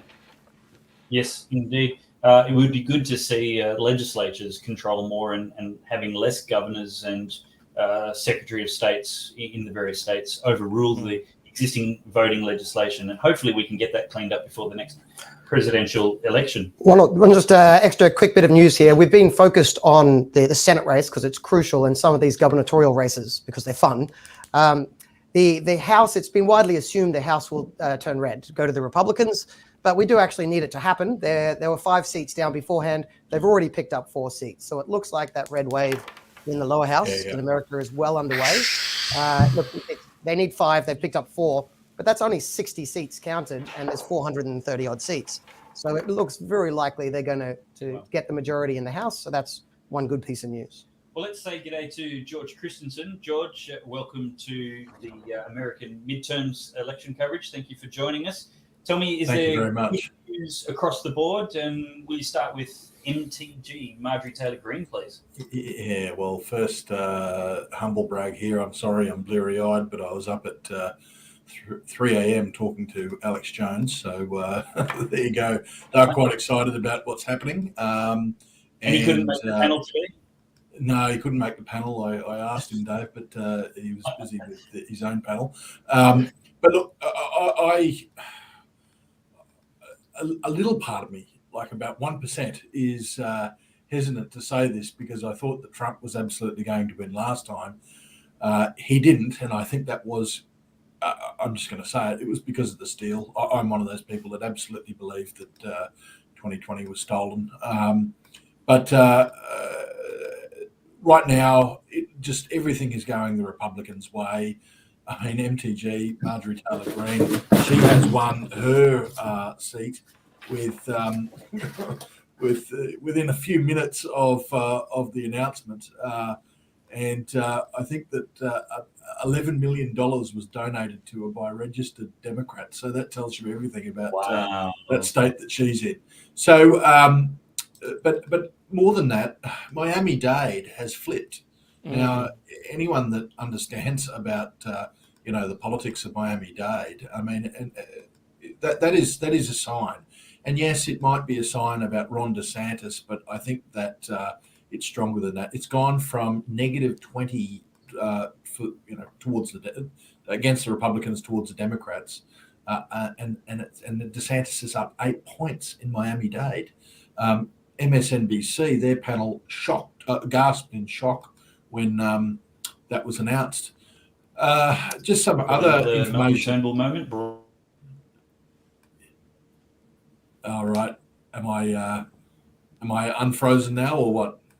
Yes, we're just having the occasional Malcolm Turnbull NBN moment today. Yeah, I've probably got too many web pages open here. But anyway, Tim Scott and Rand Paul have both won comfortably in their areas, and they're both, I think they're both senators, right? That's Kentucky Senate and South Carolina. That's happened. Now, just, I think that yes, there is something really dirty going on in Arizona right now. I mean, I've seen footage which has been circulating on the internet of Maricopa County, I think it was, where they were telling people, look, you've got to go away. You can't come here and vote if you're voting Republican. You can vote if you're voting Democrat. Now, that whole thing just seems to be so dodgy. They can put whatever sort of technical explanation you can up. But can you imagine walking up to a polling booth here in Australia? And I know we've got a different circumstance here in Australia, but could you imagine being told you can't vote Liberal National Party, or you can't vote Labor, or you can't vote Green at a particular polling booth? It just beggars belief. Even though they might have electronic voting, you would think that there would be a backup with paper voting available, but they're even running out of ballots. And, there's no problems happening in states like Florida. There are problems happening in Michigan, in Arizona, in Pennsylvania, in Georgia, in all of those states that were contested back in the 2020 election. And why is that? And I'm going to shut up about this and get back to the results. You got to understand, the US electoral system isn't like ours, where we have this one government body that's in charge of it, and it's seemingly very, very independent. But in the US, it comes down to even local counties that run it. And some of these people are elected to office that actually run it. So it is like heavily politicized. The media don't want us to think that, but it is completely. Nevertheless, Clark County, Nevada, it's one of those areas where there's been a problem in the past. Clark County's got my namesake as the guy who runs it. George Christensen actually is the county clerk that runs the elections there, and he's a Democrat. But I got to tell you, as at 3:25 p.m. their time, and what are we going back? We're only, it's a couple of hours old now, but still it's one of the bits of information I can bring up here. Registered Democrats that have turned out to vote, 21,395. Registered Republicans that have turned out to vote, 38,980. So that's one data point I can give you there. Right across the state of Arizona, no, in fact, Maricopa County, not Arizona, Maricopa County, 58% of the people who've turned out have been registered Republicans, 27% independent, 14% Democrat. What does that tell you? They're trying to cheat, they're trying to steal it, but the reality is that I think that those people that were so ticked off about what happened in 2020 have turned up with baseball bats to correct the situation in states like Arizona, which should never, ever, ever have flipped. And so they are squaring it up right now. And I think you're going to see that all across the US. And so, sorry, I've got an update from that of only an hour ago. The Democrat turnout is now 45%. The GOP turnout's 56%. And they're still saying, the people that I'm reading here, John Ralston from Ralston Report's Twitter account, this is either a collapse of the Democratic turnout operation or there is a lot of mail out there. Now, we know what happens with the mail. Anyone that watched the film 2,000 mules knows exactly what happens with the mail. So, but look, I think that there's an old saying in US politics, they can't cheat if it's not close. And I actually don't think that this is going to be close. I think that we're going to see a lot of cheating, but it just won't make it up. Now, one more data point, and I'll shut up and let someone else have a go here. If you think that,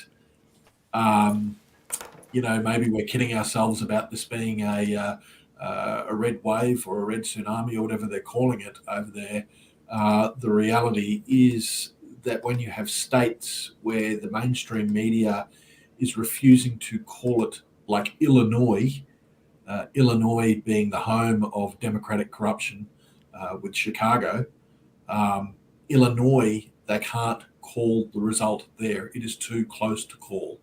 That doesn't happen in Illinois. So, there is a massive, massive change going on here. I just saw something flick up on my screen here, and then I will shut up. Vance is behind, but that's early counting. Yeah, I think the stuff where Vance and Walker and a few of the Republicans are behind. It's also Oz is behind Fetterman at the moment, but it's very early counting and it's not indicative. So if you actually do like for like, a lot of these states are actually running very close. Like with like comparisons, has Georgia on a knife edge, and it's too early to tell. I think in some of the others, but I think there's some new information coming in. Gideon, did you get something in about Pennsylvania?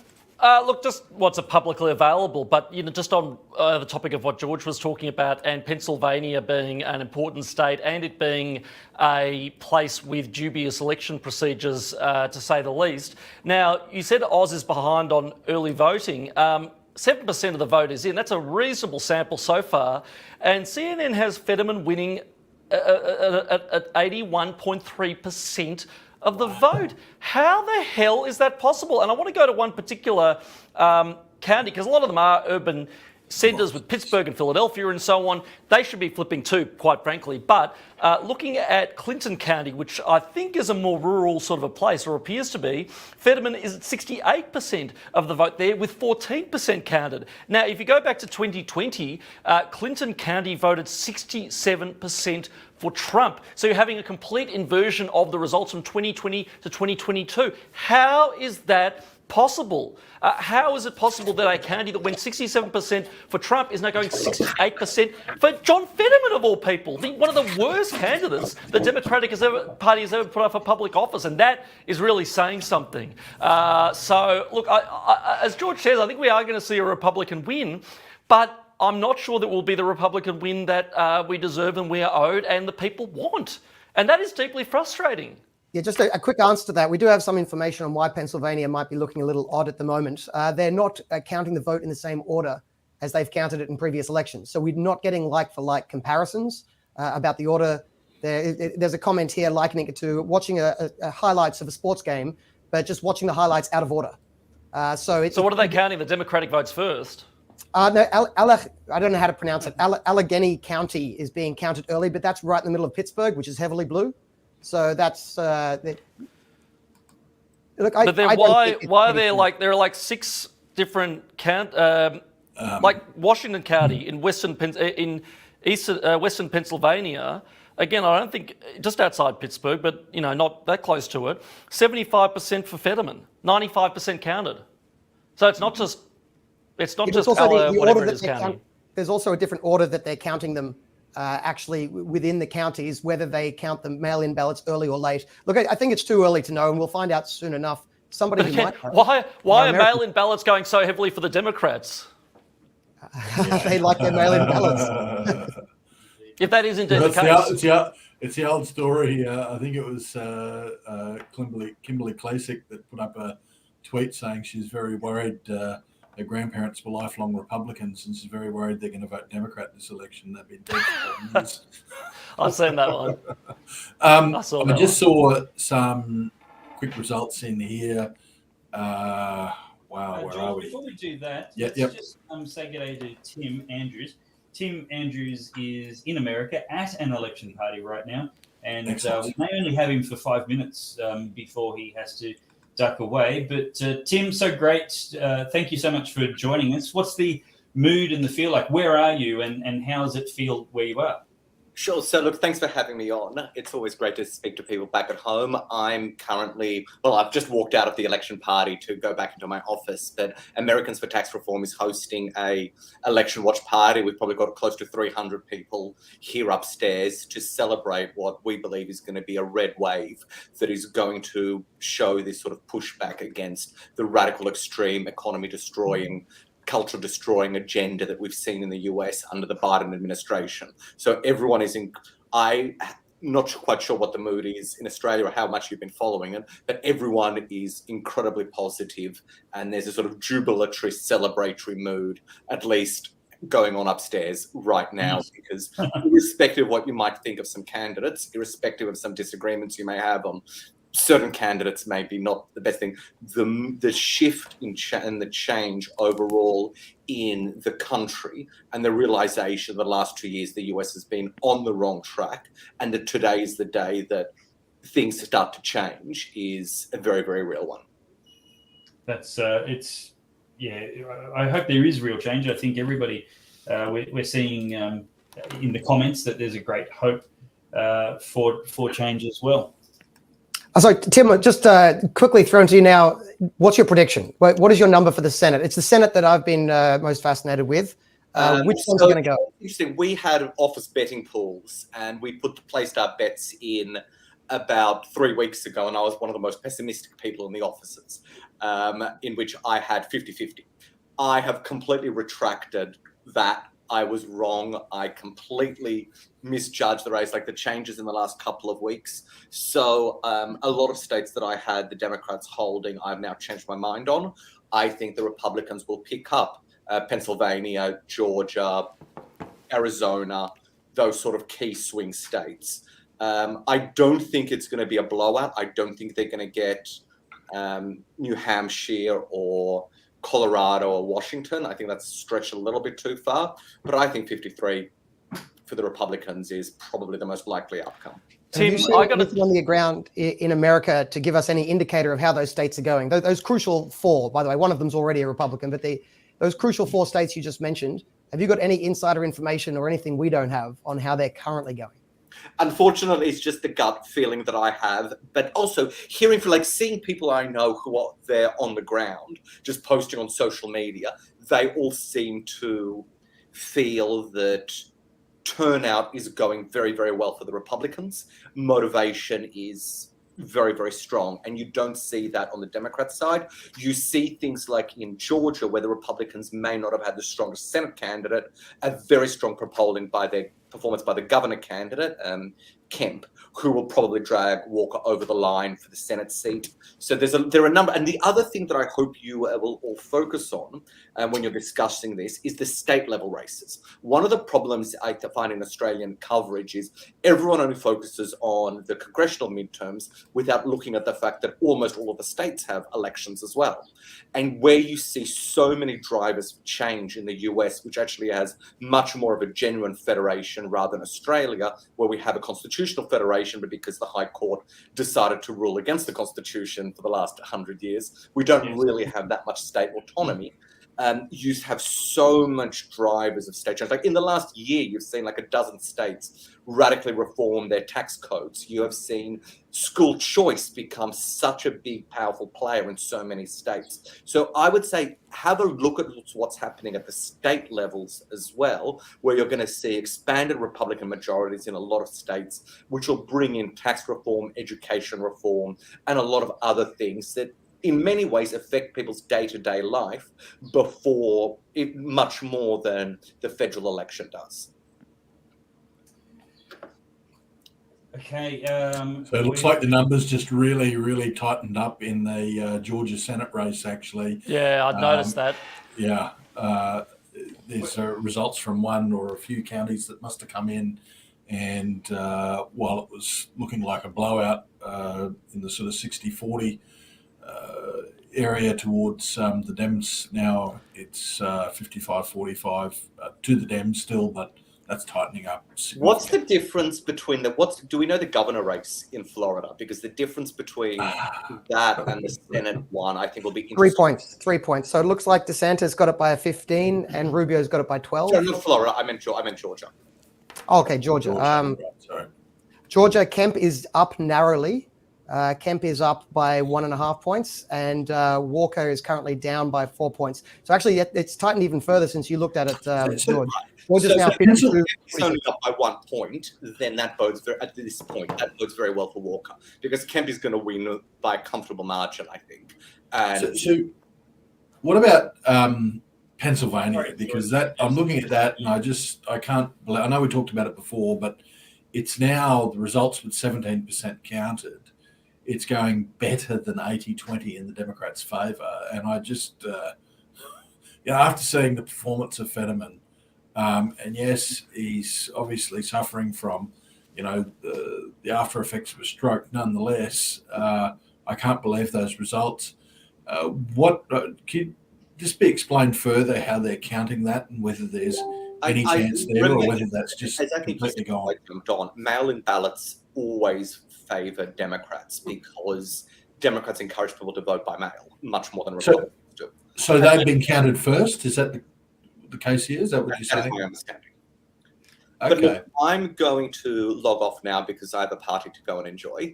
I might try and duck off to come back a little bit later, but I may also, we have a lot of key election analysts, campaign people upstairs, so I might see if I can convince one or two of them to come and join you as well. I got to run too, guys. But Tim, just before I go, and you go, Tim, just a question. Look, I'm a bit paranoid because this to me is reminding me of 2020 election day. Kentucky and Indiana come in, they're good but not that good. We're seeing early results that are, for example, Ohio, JD Vance looks like he's a bit underwater. There are a few results that are going Democrat without making complete sense. Am I being paranoid, or will the Republicans underperform tonight? Why are you so optimistic despite an underwhelming result in a lot of early results? I don't think that early results are anything that you need to pay too much attention to because it's essentially just random throwing darts at a dartboard in terms of where the things. And I could be completely wrong. The Republicans could have been overconfident and could completely underperform because people may think, they've got it. This is definitely it. But it's actually like when I was so I did a national We Vape We Vote tour for most of the last 3 weeks. And I was in a lot of rural places. The amount of people who not just, because you'd see a campaign bus, you'd come up and talk to them. So not just at the events that we did, people who would come up and you'd engage in conversation. Not necessarily the most random sample, but everyone who engaged in conversation with us, when we started talking about the midterms, so many people were lifelong Democrats who wouldn't do it anymore because of inflation. Inflation was the number one thing that, they wouldn't use those words, the word inflation, but that was the number one concern in so many people's mind. And I think that will translate because, it's the economy stupid. So I also think that, there was a great Babylon Bee article, the Democrats about a week ago, Democrats are really, really worried that the Republican lead is now greater than the margin of fraud, which was, I think, a hilarious story. But look, I don't believe in the conspiracy theories. If people elect Fetterman, despite the fact that he's clearly, I feel sorry for the guy, but he's clearly not medically well enough to be a senator and fill his job. And if people still vote for him, then I think that is a very, very sad indictment of where we are as a society and the political culture. But I don't think it's necessarily because of shenanigans. And I think that as the night progresses and we get better, more accurate results, I think those trends will start improving. But, I could be wrong. I'm. All right. Well, good to know, my friend. I got to jump off. Thank you, David, John, George, Tim. Love you all very much. Thank you, Gideon. Thank you, Tim. And later. If we see you later, that'll be fantastic. But let's add Chris de Bruin from Chriscoveries to the broadcast now. Chris, so great to have you join us. Thank you for taking the time. And what fresh observations do you have for us of what's going on and your predictions for what the final Senate outcome might look like? I'm not a numbers guy, but But it's easy to overlook that today's results aren't going to change many people's opinions. They shifted weeks or even months ago. They changed at the petrol pump, the grocery aisle, they're outbid in an auction, or they're facing eviction. Last election, Americans had enough. They had enough of the orange man's headlines, enough of the mean tweets. But what they've got instead has them wishing they could take them back. The inflation, the borders, the rates, and what were fringe social issues are now swinging seats. Critical race theory, drag queen story time, late-term abortion, vax mandates that did not stop the spread. At the same time, a different quickening is occurring. The boiling riptide of Twitter and TikTok make the 24-hour cable news cycle seem slow, and it's radicalizing us. Sixth of Republicans, a fifth of independents, a quarter of Democrats, all of these people now support violence against those they disagree with, political violence. Wow. And 2/3 of the Republicans voting don't see this election as legit. Half of all voters. That's incredible. Topher, your thoughts on what Chris just shared about the potential sentimental support for violence if they don't like the outcome. Let me just jump in ahead of your answer. I was watching the coverage this morning, previews before coverage as I was setting up the studio, and some of the Lion Harlot media channels were talking with hyperventilated notes all about how much violence they were expecting, if not on election day, then after election day, talking it up, almost wishing it to be true. Well, businesses in Portland, I saw a video earlier, businesses in Portland are already boarding up the stores. That tells you everything about what they expect the result to be. Yeah. Yeah, look, there's no question that there are elements politically that actually have no issue with violence, no issue with political violence. It's virtuous cause corruption is sort of the broad umbrella that this comes under, where ordinarily they would say violence is not acceptable, but they make an exception in certain cases because they're so virtuous and the cause is so virtuous that they'll make an exception and allow for violence in those particular cases. And in fact, they can get really vicious because of their own sense of virtue for the goal that they're pursuing. They can actually get particularly vicious in ways that they just never would in other areas of their own lives. We've seen it before, and unfortunately, we haven't seen the last of it. There is also the reality, though, and this bears mentioning in the Australian context as well. When you make peaceful change impossible, you make violent change inevitable. And when people lose faith in the ability of the system to allow for peaceful transitions of power that are actually representative of the will of the people, then what follows is people start saying, well, if we can't do it peacefully, what other options do we have? And so a lot of this messaging, I certainly agree. I've seen Dinesh D'Souza's documentary 2000 Mules. I certainly agree that there are some very serious problems with some of what went on at the last presidential election in the US. And that needs to be addressed because people need to have confidence so that they actually have faith that they can peacefully transition, they can peacefully express their will. Because for as long as you have people on both sides now with varying degrees of accuracy claiming that the system doesn't work, you will, as a result, get more and more people asking themselves, well, if the system doesn't work and we can't peacefully express our will, what's the next option? And unfortunately, we know what the next option is. We saw it with the Black Lives Matter riots, and that's what they were, riots. And there is a very real possibility, and obviously the Portland shopkeepers, we're seeing that video down there in the bottom right-hand corner, they're expecting trouble, and I think not without merit. Yeah. George, you've been trying to add some commentary for a while, and fate's conspired against us temporarily, but launch at it. What's some of the things to bring to the audience's attention now? That's been, if we're just following on from what Topher was just saying, I remember saying this to the the then US ambassador when there was this major effort right at the start of Trump's term as president to oust him from office with all of this, all these hooey claims about some Russia conspiracy, which proved out just to be completely and utterly false. And I said to him, if all of these people that sent Trump there because they were sick of the system and they wanted him to be, their baseball bat in Washington, and if the baseball bat is then removed, what do you think is going to happen? Do you think that the Republic's going to break down? And he looked a bit aghast at me actually suggesting that, but serious about it. At the point where you say to all these people, sorry, you had your say and you got your way, but we're overturning it. There's going to be explosions like you've never ever seen before, because the only lawful means to get some redress has just been taken away from them. Luckily, that didn't happen, although I think with the last election, it sort of did happen, but they covered it up well and truly. Just goes to this election now. Ballot scanning issues in Delaware County, Pennsylvania. People being turned away at Michigan, being told that they've already voted. In Arizona, people being told that they can't vote if they're voting Republican, they can only vote if they're voting Democrat. Republican poll workers that have been removed from Georgia polling booths and polling booths in other parts of the country. Malfunctions across Maricopa County with their voting there.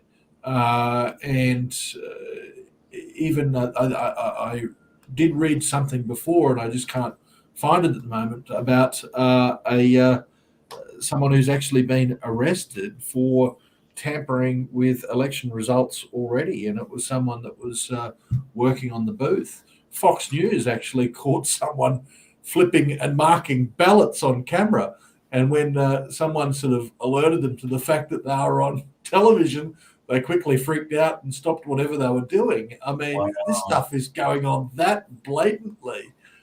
So they're up to their old tricks. But as I said before, the old saying in US politics, if it's not close, they can't cheat. And so I think we're going to see a lot of cheating going on, particularly in blue states where they have control of the electoral process. But I think that in some of these states, it's not going to be close. And I just was listening to, very briefly then, someone, Citizen Free Press, who are running a bit of commentary on what's going on YouTube, and they were talking about the results in Pennsylvania. They definitely are too early to tell. The booths that have, it is a lot of the postals that have come in, and some very, very minor booths. There is not enough to call that. So, but just one more telling point, Dave, and then I'll sign off. Guam has elected the first Republican to Congress in 32 years. So there you go. The little tiny island of Guam sending a GOP rep. Since actually they sent congressmen to Washington. So again, that indicates that there is a red wave coming. Wow. Can I just update a little bit on the battleground Senate race seats that I was highlighting earlier in the broadcast? You're right, George, to point out that Pennsylvania is only 8% counted, and as John, you made a great point regarding Georgia early on in the broadcast, that obviously with Atlanta being to the east of Georgia and therefore things sort of happening, the count happening there, that is going to skew the results one way, and then as you count the rural votes, it skews the other way. Pennsylvania early voting, but nevertheless, I'm not quite as optimistic as the commentators that you were just referencing there, George. You've got a difference of 260,000 votes in Pennsylvania favouring Fetterman over Oz. Now, yes, that is only 8% counted, but as a percentage, that's 80% of the vote has gone to Fetterman. If that's representative even remotely of the sentiment in the rest of the state, then he's never going to make back a 260,000 vote deficit in a state the size of Pennsylvania. So to me, that looks like Fetterman is going to get up there. That's been a particularly interesting campaign, Fetterman versus Oz. It's certainly attracted a lot of attention. Fetterman is recovering from a stroke and has some symptoms of that, and that's in some ways been used against him fairly in some ways and unfairly in other ways, but it's also been very cleverly used in his favor on the basis that he's actually having to overcome that kind of adversity, and that enables him to perhaps understand and be compassionate towards certain kinds of voters and certain kinds of people. So that's an interesting one, but I don't think that's going to come back. I think that's going to be Fetterman's all the way. The two that I'm watching most closely that I named at the start of the show, Arizona and Nevada, we don't have any results in from those yet. But to me, those remain. And looking at all of what's happening elsewhere, this potential for a Latino-based Southern wave, Southern shift in the direction of the Republicans is still looking very likely. And so Arizona and Nevada, I think, are probably the two places where we're most likely to see the Republicans picking up a few extra Senate seats. So if I've understood you right there, Topher, you're pessimistic on both Georgia and Pennsylvania, but hopeful on Nevada and Arizona, which would mean your best case scenario is down to 51, which isn't even Romney proof. Well, so let me just say this, Georgia, you're absolutely right. Georgia is remaining closer than I expected it to, but at 50% counted with an 80%, so with an 82,000 vote deficit, that's a bit to come back from.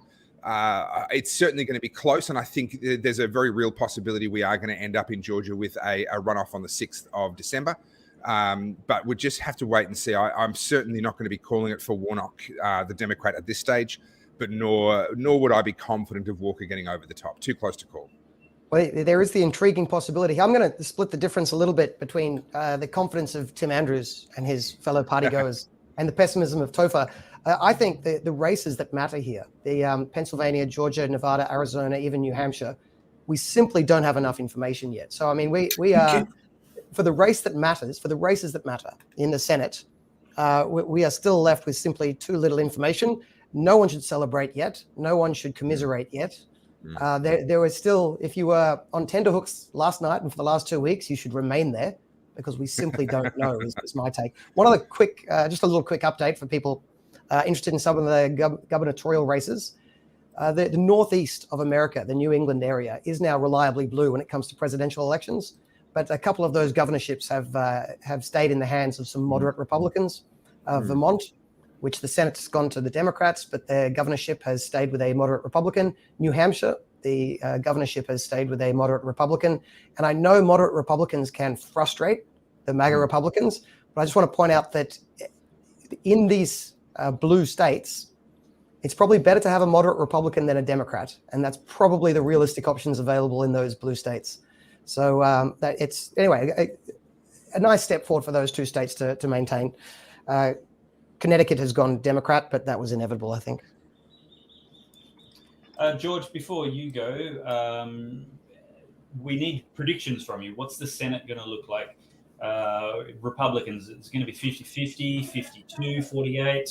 Where do you think it's going to end up? Well, you're asking me to make a very early call here. I think that the House obviously is going to be overwhelmingly Republican. The Senate, it is going to be tough. Currently, they're nearly evens. There's 38 seats, Senate seats that have been called for the Democrats, 36 for the Republicans, and the ones to watch really are going to come down to the wire. I'm much more confident about Georgia now, seeing that firm up. Pennsylvania, I'm just going to say that I've actually had a look just to see, well, what's happening in the other races in Pennsylvania. For instance, a statewide race of the governor. And Josh Shapiro is winning that poll 88%. So I'm not privy. Someone might be able to dig up the information quickly as to what the statewide vote for the governor was in Pennsylvania last election. But that 88% seems to me to indicate that these numbers aren't particular to Fetterman. They aren't particularly against Oz. In fact, if anything, that's a near 4 or 5% drop as opposed to that governorship vote. So it could tighten up. I don't know. So, Dave, I think that the worst case scenario here is going to be Republican control of the House, not controlling the Senate, but just having a very, very slim minority. But it just could be they could get over the line, but there's going to be a few spots like Pennsylvania and Georgia that we're going to have to continue watching. And if all the stuff they've been saying in the mainstream media and stuff that Fetterman's actually said is true, We might not be waiting today. We might be waiting for the rest of the week or perhaps a couple of weeks. Who knows? Yeah, well, Pennsylvania is one of the states where we were warned that we might have to wait for whatever reason, but it does look like we're not going to know in the near term. By the way, that split between the gubernatorial and the Senate race in Pennsylvania, that does track with the polling. So Mastriano was the Republican gubernatorial candidate. He was running a few points behind Oz. And I think the difference there is that the Democratic gubernatorial candidate is more well-liked than Fetterman. And so that was always expected to run a couple of points apart. So that's somewhat predictable. And I think those results are still well too early. A few more results have come in, by the way, ones that we would expect. Yes. Kansas has gone Republican. New York has gone Democrat. South Dakota, Republican. I don't think anything there that people weren't expecting. Look in Tennessee, I see the results for the Republicans like over 70%. So if you never need to move anywhere, move to Tennessee. The Daily Wire has actually moved as well, I believe. If anyone follows US alternative media. Just trying to find, I'd really be interested if someone can pull it up. Here we go. Governor elections results in 2020. I just want to see what the deal was in. Well, I don't think we can do a match yet because I just don't think that the votes we've got this year can track with those votes yet. I think it's just far too early, and the results we're getting are from skewed counties. On good things. I appreciate it, but that's exactly what I'm wanting to know, what the results were for the governorship in 2018, which was the last one. So the results for the governorship were 57.8 to the Democrats, 40.7 to the GOP. So that's like not even a 60-40 split there. So it's far off the 88% that the Democrats are getting.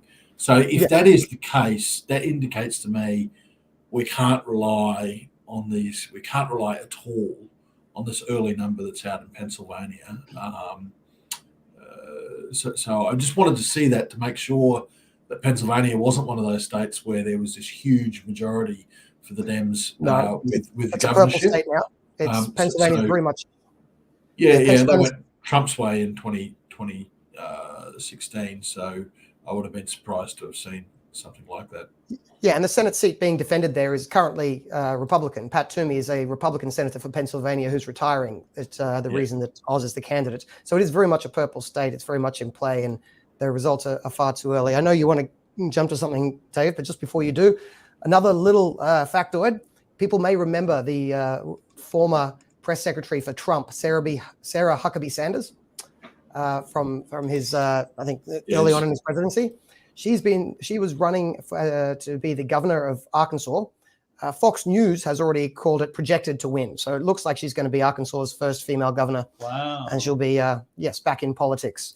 So I checked the numbers. The numbers it's hardly any numbers in for that. So I guess Fox knows something that we don't. But anyway, Sarah Huckabee Sanders is back in politics. I actually want to see I believe there's a fair bit going on in the New York governor race as well, which that's a very safe Democrat state, very blue state, which the Republicans are a chance.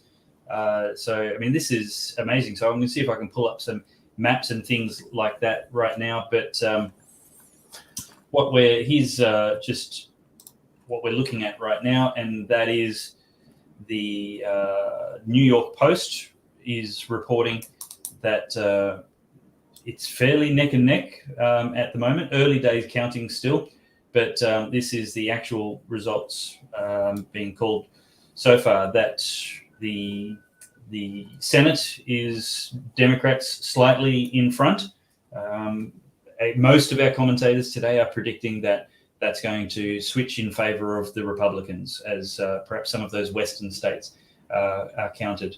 And in the Congress, the House, Republicans are well and truly in front, having flipped 3 seats already in the eastern states that have got counting well and truly underway. But no change so far in governors or Senate seats. Well, the Real Clear Politics is actually already called the flipping of 5 seats in the House. That would be enough to actually already put the House in Republican hands. So I think that one's in the bag. It's going to be those. How far behind were they? Were 5 behind? Yeah. So if they pick up 5, they've got it. And as you say, we haven't even got 1/3 of the way across the country yet. So they're going to get more than 5 by the end of the day. Brilliant. I should know this, but what do they? What's the Senate makeup at the moment? 50-50. So there's 100 senators in America, 2 from each state. There's 50 states. So that's 100 senators. It's 50-50. When there's a tie, the ties are broken by the vice president. So Kamala Harris is effectively then the 101st senator. So that means the Democrats functionally control the Senate, which means it's all about the 2 so-called moderate Democrats, which is Christensen from Arizona and Joe Manchin from West Virginia. Those are the 2 votes on which everything balances at the moment. And what the GOP needs to do is pick up net 1 to get to 51, and then theoretically be able to control the Senate. And really, I would argue, as I said before, they need to pick up net 2 to have a Romney-proof majority. So they're not relying on Romney.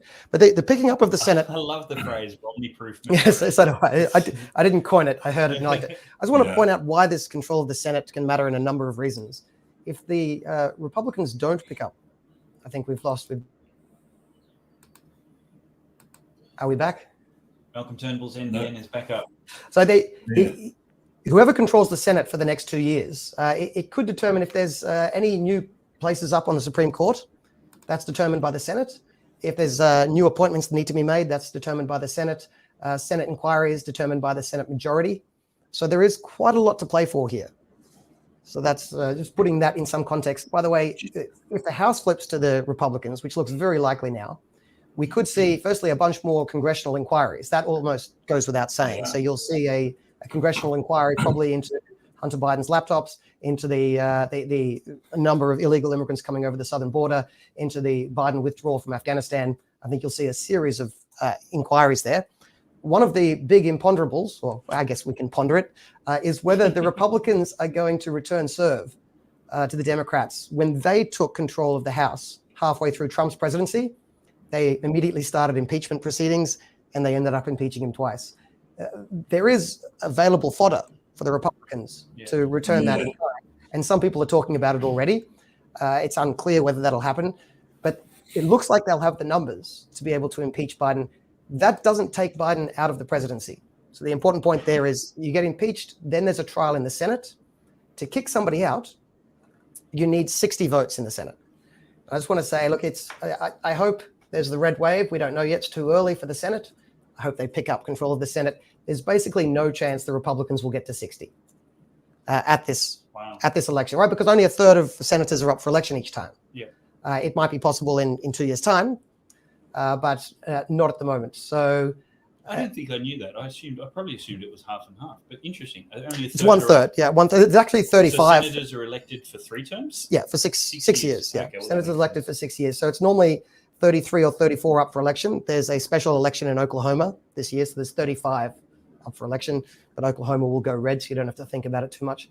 So the Senate changes more slowly, which is how it was designed, which probably makes sense for how it should be designed. But that means it's theoretically possible that they could get up to 64 if the Republicans won every single state, but that's not going to happen. That includes Maryland, which is where all the DC people live if they don't live in DC. So it's very blue. Hawaii, very blue. California, Oregon. So those aren't going to go Republican. So realistically, it's somewhere between 52 and 54 probably, which is well short of the 60 you would need to be able to actually remove someone from the executive arm, so to remove Joe Biden. Although why you would want Kamala Harris as president is beyond me. But she won't be. The fire. Can I just quickly update Dave on one thing I said earlier?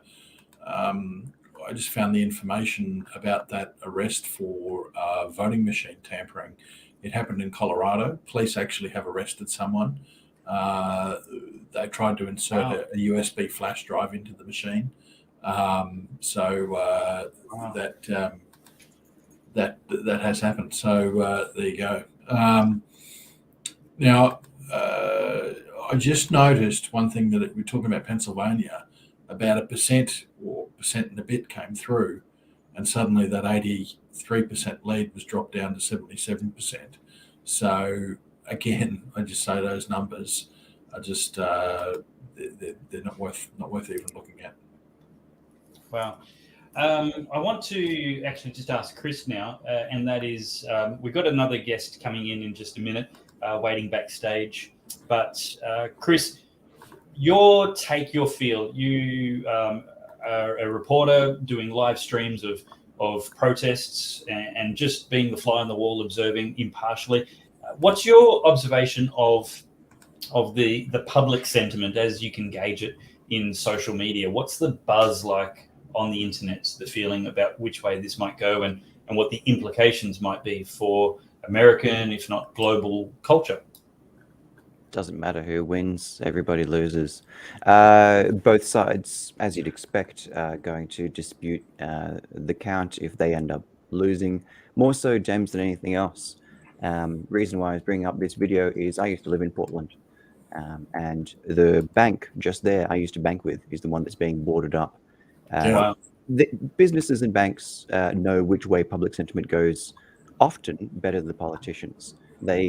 Because it's money on the line. So when they're boarding up their windows, it's a bet. They're trying to protect the dollars inside, and they're making an investment. This isn't just we're having a hunch. They've crunched the numbers, and there's a lot more on the line than just anything else. So more than that, why I wanted to bring up MSNBC running this just 5 minutes ago. Yeah, it's gerrymandering. It's someone else's fault. Doesn't matter if the sentiment changes. And even Tucker jumping on Fox talking about how that some of the issues and irregularities around voting machines, we'll see how that pans out. But more importantly, before even looking into it, it gets debunked. I'm not exactly sure how Sherry is able to conclude as to it didn't happen within a few hours, but it's been fact-checked. There's video footage of it, so I don't know how they can fact-check something when there's actual video footage that voters have taken walking into these booths and being told by the poll workers that they actually can't vote. So strange, very strange. George, it's a fact check. You can't fact check a fact check. Yeah, it's well, like reverse Uno. It's done. It's closed. The case is closed. Yes, correct. Any questioning is terrorism, etc., etc. You got to follow the money with the fact checkers too, and when you go back far enough, you find that there are two substantial people that fund these operations. One is George Soros and his Open Foundations. The other one is Bill Gates and the Bill and Melinda Gates Foundation. So there you go. And with that little bomb, I've got to leave. Thank you very much for letting me on here, Dave. George, it's a pleasure, and thank you so much for your contributions and joining us today. So thank you and goodbye. Thank you, George. If I can continue on that point of... just before you do, we're going to bring someone new into the conversation, just so we don't all get a bit too lonely in this room. Up next, we've got Patrick Gleeson, who has been arranged for us as a guest by Tim Andrews. So I think Tim has gone out into that ATR party and he's just started dragging people into his office and forcing them to sit in front of the computer. Patrick Gleeson is the State Affairs Vice President at the Americans for Tax Reform. I'm very happy to have him here. Pat, how are things going for the state elections? Yeah, things are going pretty well. Pretty exciting night at the state front because, while most of the media is focused on what's going to happen with Congress, the big question whether or not Republicans take the U.S. Senate or not and what that means, well, that is getting most of the attention, actually. There's major implications and consequences for what happens in the states. And we could see some pretty earth-shattering changes in state legislatures and state governorships tonight. One thing that we know for certain is regardless of how the federal races shake out and the control of the U.S. House and Senate shake out, regardless of how that goes, we are sure to see most of the policy movement and most of the significant policy changes in the United States for the next 2 years are going to occur in state capitals. That's just a fact. And the reason that is going to happen is because we're likely to have divided government no matter what, whether it's Republicans just having the House or having both the House and the Senate. But in the states, we have the highest degree of unified partisan control of state legislatures, either state legislature and governorship totally controlled by Democrats or totally controlled by Republicans. We have the highest degree of unified partisan control in the U.S. Since the 19 teens. And what that means is in the states, Republicans and Democrats can pass what they view as optimal policies. And so, we're going to see that. We could see some changes of control in state legislatures. Republicans could take back control of Maine. They could get veto-proof, the ability to override vetoes in states where we have Democratic governors. But we're going to see continued unified partisan control for the most part, and so you're going to see a lot of policy movement in state legislatures because of that. And feel free to ask me any questions you want, but I just say a couple things to look out for is some of the key governors races we're watching. That would be some big indicators of a big night, a big wave would be if Republicans take control of the Michigan and Wisconsin governorships. Those are states in what's called the blue wall that was broken in 2016. That had been a stronghold for Democrats. Also a big labor union stronghold. There's a chance GOP could win both those races tonight. And the race tonight could start off pretty big with a bang, and it could end with a bang. The bang it could start off with at the state level is to see whether or not Zeldin is in the game in the New York governor's race. Now, based on the way they handle elections in New York, it sounds like we're not going to know one way or another who won maybe tonight or tomorrow maybe even, or for some time. But we'll certainly know whether Zeldin's in the game and whether this is in contention. And if that's the case, that will be earth-shattering. And we've already seen a lot of doom and gloom coming from some of the left-wing media outlets. So you'll see a lot of meltdowns if the night starts out showing that Zeldin's in a good position to pull that out. And then in the middle of the night, I mentioned the blue wall states in the middle of the country, but with the bang that it could end with at the end of the night to look out for, and some big races coming out from the West Coast, and where you could see GOP taking governorships in blue strongholds. Oregon, look out for that. There's a very good chance the Republican can win the governorship in Oregon. Hard to imagine that people who live in Portland, Oregon, could wake up tomorrow knowing they're going to be living under Republican governorship for the next 4 years, but that's certainly plausible according to the polling. And then New Mexico, it's been held by Democrats for a while. The Republican could win there. And then Nevada is another state where Republicans could pick up a governorship. So you got the blue wall, Wisconsin, Michigan, then out west, Oregon, New Mexico, Nevada. But keep an eye out. We'll have a sense of how big this wave is early on with that New York governor's race. And so, yeah, keep an eye out for that. That's what we're watching. Well, you said to ask you questions. You then proceeded to answer them before I asked them. Actually, the first thing I was going to ask about is that New York race with Lee Zeldin coming within a couple of points, I believe, in recent polls. It's too early to know. The results have started trickling in, 8% counted, but far too early to know. But just as someone on the ground over there, what's your hot take? What chance do you give Lee Zeldin? This is the best chance we've had in New York governor's race Republicans have had in a long, long time, in decades. So everyone's feeling pretty good. I mean, this is the most optimistic people have been going in this race with. And the sense is part of the reason why Republicans are as optimistic as they've ever been about their chances in the Empire State is just the set of issues at hand that are the top issues for voters. The economy and crime are issues that are seen as not only have they been mismanaged by Democrats who have run that state for a long time, but Democrats aren't even talking to that. Now, we've seen in the very recent days, Governor Hochul, the incumbent Democrat, we've seen her pay some lip service and start running ads about how crime is going to be a big priority for her if she gets another term.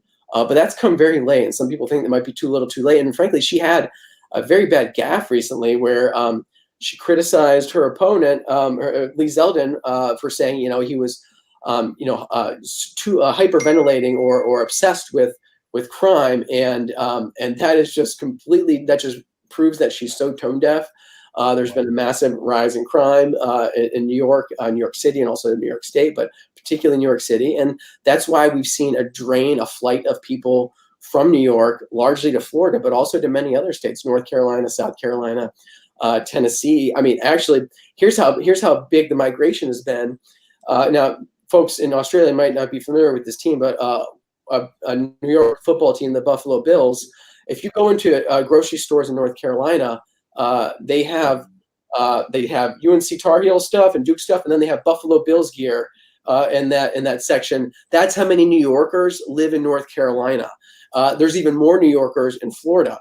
So the New York diaspora is out around the country, and that's been continuing in recent years, in part because they have an unhospitable tax climate, but also big time because the housing crisis and crime lately. People, it's one thing when you're paying, $1 million to live somewhere. It's another thing if you're paying $1 million and you don't even feel safe going outside your house that you pay 7 figures for. And that's the case a lot of New Yorkers are facing, and other people living in blue states. And they're seeing that, oh my gosh, I can, one, get much more house for the same price, but I can also walk outside my house and not worry whether I'm going to get stabbed.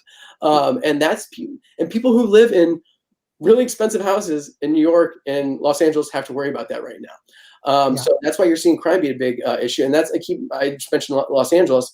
Keep an eye on that mayor's race. Caruso could win that, and he's running strictly on crime. And people think, aside from Democrats' misdirection and misfocus on focusing on social issues so much and not focusing on the economy and inflation, a lot of people think Republicans have also been advantaged. They also have a second issue.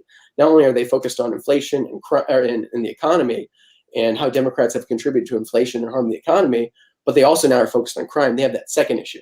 Democrats don't even have a second issue. The one issue they are focused on is not the top issue for people. So I think that is part of the reason why Democrats have contributed to their own difficult situation they find themselves, in that they're in trouble in states and in races where they didn't think they were going to be in trouble, and frankly, where a lot of Republicans didn't think they were going to be in trouble. Yeah, I think the line from Hochul was, why does that, when Lee Zeldin was talking about crime, I think she said, why does that matter so much to you? Which is quite a remarkable thing to say in the middle of a debate. I also enjoy the fact that the Democrat response on the crime issue has been, there is no crime issue. And if there is, it's the Republicans' fault, but it doesn't exist. Like, well, which is it? Is it the Republicans' fault or does it not exist? So, well, and I think what you're going to see is, and to speak to the policy implications, I mentioned that's where you're going to see most movements in state capitals. And that's going to continue to be the case because we're going to continue to have largely unified partisan control. But what you're going to see is, you're going to see that Biden's line about, well, what are Republicans for? What do they want? Well, we'll see what the new GOP Congress does. But what Republicans are for and what they want is going to be on display in the states next year, and as it has been in recent years. And I think we're going to see continuation of a couple policy trends in states where Republicans both have unified control and where they're going to be strengthening their majorities in legislatures and winning back some governorships in states where they already have the legislature. They just need a governor who will sign their bills. What you're going to see is you're going to see a continued push. We've seen a large move of states towards lower and flatter income taxes. We are now at almost half the country, almost half the states in the country have a flat income tax. I think we'll cross the halfway mark next year. And I think we'll do that in large part because of some of the pickups tonight. You've got Republican-run legislature in Wisconsin. They already have an income tax reduction, flattening, and even some looking at a phase out, a couple iterations of legislation ready to go. They just need a governor who will sign that. And so we'll find out if they get that tonight. Same thing in Michigan. They've sent a couple income tax cuts to Gretchen Whitmer's desk. She's vetoed them all. So those are two states where income tax cuts that they have plans for and have been trying to do, they'll immediately be able to do those early next year. So I think you'll see 2023, because of what happens tonight, will be the year that more than half of the states in the U.S. become flat tax states. You'll also see a continued expansion of school choice, more states offering voucher and education savings accounts programs so parents can send their children to school that is the best fit for them, so that they're no longer dictated by their neighborhood or their zip code where they live. And so we'll see more of that. We're going to see much more passage of that. And I think we'll also see some other things like some liberalization of occupational licensing.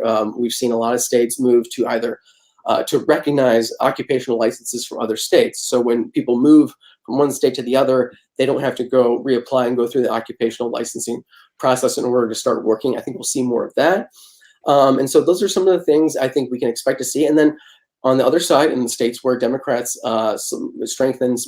solidify their control, I think you'll see them continue to do the things they've been doing. I think you'll see them looking progressive income tax hikes, looking for ways to, soak the rich. I think you'll see them look for ways to help public sector, government sector unions, and largely you'll see them doing that. And largely it's a big thing of kicking the can down the road, because one thing, whoever takes control or wins control tonight and then subsequent in the next two elections, the coming decade, a lot of bills are coming due in states. We have massive state and local unfunded pension liabilities. Some estimates show those, it depends on the rate of return you assume for these things, but some estimates show those could be as bad as $5 to $6 trillion nationwide between all the states and cities. That seems like a lot of this stuff feeds into the narrative of the growing polarization in America, leading to the growing the embracing of the federalist ideals of decentralizing and going to the states you prefer. If the Democrats do pursue higher state income taxes and the Republicans are able to lower and flatten them, you'd expect to see that movement of productive people continue to shift towards the Tennessees and the Georgias of the world, and sorry, the Floridas of the world. One question I had for you is, and I noticed, by the way, Tudor Dixon's running within 1% of Gretchen Whitmer in Michigan, which looks quite hopeful. I know that Drazen, I think that's how you pronounce it, well, you can correct me if I'm wrong, Drazen in Oregon is tied in the polls, but I believe there is an ex-Democrat independent running whose vote is dissipating before our eyes. And I suspect when Oregonians, if that's what they're called, look around and see their option of potentially electing a Republican, they'll probably shift back to the Democrats. So that might be a harder one to take. Have we lost coverage again? Just a little pause there in the NBN. Okay, so, but I was going to ask, and I guess throw in Kari Lake and the Nevada gubernatorial candidate for the Republicans. One question I had for you, which I have no idea of, is it seems possible that the Republicans could pick up.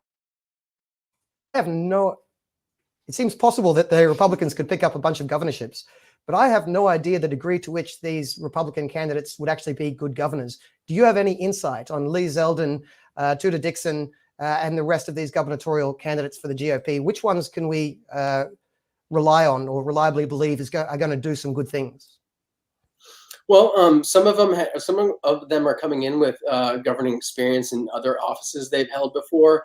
Some are not, but we've seen people come in who have had deep political backgrounds be good and not good, and we've seen some who are new to politics come in and be good and not good. So I don't want to read too much into that. I mean, it's one of those things I want to give them a chance to see how they perform. I mean, so we'll see that. But looking at what they've been saying, Tudor Dixon, I mentioned, she's been actually hammering Gretchen Whitmer on the fact that she's vetoed those income tax cuts. She's been focused on that. So I think we could expect to see her make that a priority for her when she comes in. And she'll have a friendly legislature to work for, so she'll be set up for success. Same thing with Kari Lake. She'll have the advantage of coming in with a likely, we'll see, should be Republican-run legislature, which will be helpful for her as a new governor, particularly for a governor who hasn't held an office before. So she'll be coming in with that advantage. And then Zeldin, of course, he's held federal office, and now he will obviously not have the advantage that a Kari Lake or a Tudor Dixon. He will not have a legislature trying to help him. He'll have a legislature trying to throw marbles at his feet. So in some of these pickups, they'll be facing very different scenarios. Same thing, I would put Oregon. Oregon and Zeldin are kind of going to be in the same category. If they win those, they'll be coming in with very uncooperative legislatures. Whereas Lake and Dixon and Wisconsin, if Tim Michels can beat the incumbent Tony Evers, they'll have the advantage of coming in with Republican-run legislature. So that'll have a big difference in just what they have to deal with and what's considered success. I mean, also, that's something I think it's worth pointing out is there's different standards for what is success for Lee Zeldin going into Albany and the large Democratic majorities he's up against versus Kari Lake and what she's dealing with. When she's going to go in and have like the Republican-run legislature, and same thing with Tudor Dixon in Michigan, not just have a cooperative legislature, but one that has good bills ready to go that she wants to enact. So I think it depends more so on their background. It depends on the environment they're coming into. I mentioned it before, but I'd like to ask you a question that's a bit more meta and philosophical. The possibility of this continued federalization of America, where people move to the states that best aligns with their values, which is even more possible now that Roe v. Wade's been overturned. Do you think that trend is going to continue? Is it going to really split America into functionally two different countries? Are people going to just self-select into quite different states. We have a comment here from Vera Flores, which expresses that sentiment. She says, I just want Carrie Lake to win so that we can move to Arizona. Are we going to see two Americas? So I would actually counter that. I hope to see more federalism and that. And actually, I think it would be progress if more policy decisions are sorted out at the state level. And I do think we'll see more of that. And I actually think, contrary to maybe conventional wisdom, rather than contributing to a more divisive country, I actually think that'll help unify Americans, because that will allow it. I think the more we lean into federalism, and the more we can convince Democrats that this is the better approach for them as well. Republicans, by and large, are big on federalism and settling more issues at the state level than the federal level. The Democrats are. Once Democrats get more keen on that, I think we'll really see even more progress there. And there's a lot of arguments for why they should be for that too. But the more we do that, and the more we sort out these issues in the states, even if states are largely going in one direction or the other, I actually think that allows there to be unity and for the country to have more cohesion, because it allows, whether you're a hipster in Brooklyn or someone who lives on a ranch in rural West Texas, who goes to church every Sunday, you both can, when you see the flag, the American flag, and think of your country, you can have the same affinity, because you are sorting these issues out closer to you. And so, and again, this is something that even office holders sometimes forget, is that the states created the federal government, and the states are kind of seen. The states, the way the founders structured it, is the states are almost supposed to be the preeminent governing authority in the U.S. And so we want to push more decisions to the states, and we've been doing that. Some based on Supreme Court decisions, and some just that's what we've been seeing happen. And so this is a fun topic. Just to clarify, I wasn't saying it's a bad thing. I understand your point. The original design was that the US government was supposed to be more like the EU rather than an actual preeminent level of government. Just as a thought experiment here, I think the difficulty of this, I would like complete decentralization and people then live with the consequences of their actions in their states. Yeah. There is the possibility, of course, that the Democrats drive their states into the ground. And then they look around and the Republican states are winning, and they go to the central government and say, hey, take their money and give it to me, which I don't think is a crazy thing to predict left-wing governments from doing. It does seem like their go-to. So that would be where it could get messy in the future. But look, on the underlying issues, I agree. Decentralize everything you can. Well, I think your prediction is spot on, actually. I think that actually is the end game, because I mentioned earlier, one of the biggest problems looking at policy issues that keep me up at night, or could, is that, because not only is that problem massive, 5 to 6 trillion, but in the states where the problem is the worst is the state where the political landscape is such that they're least likely to address it. So the necessary pension reforms we need to implement, moving more workers to defined contribution plans, the states that are least likely to do that are the states that have the worst unfunded pension liabilities: California, Illinois, New York. And so you wonder, how does this get sorted out? What's the end game here? How does this movie end? And the best I can tell, as somebody who's been working in state capitals for about 2 decades, is I think that is just the plan. It's to kick the can down the road as far as they can, and then come to Washington, hat in hand, and say that if they don't get a bailout, that point to catastrophic economic consequences, because they're not taking the necessary medicine in the states where it's most needed. So one can only assume that's the ultimate plan. So yeah, I think your prediction is quite astute. Which is all the more reason we have to keep that filibuster at the in the Senate. Sorry, Chris, you've been waiting patiently in the background. Do you want to jump in on any of this? I think what I'm being struck with is, despite the enormous issues that the US has been facing, highest inflation in 40 years, a new Vietnam-style quagmire in Ukraine, the swing is remarkably small between red and blue. I look at these numbers, and yes, it's early days. Absolutely, we've only seen some East Coast states close, but I look at this, and we're not seeing as many double-digit kind of landslides as I'd expect. And these issues are staggering to anyone who looked at the 2004, 2006, 2008 election. Even there with the GFC, there's something here that I'm really taking away, is how important the information and media avenue of what we consume, who we talk to in a post-COVID sense, really is trickling through here. That this is not a Nixon landslide. We're not looking at a George McGovern. We're not looking at any of the movements about these issues all coming together in a single midterm. I mean, this is more of a contract with America style 96. Oh, the Dems have been in for a bit. Let's try something else. So a gentle change. This is a change, so it will change. But we're not seeing a Dukakis wipeout.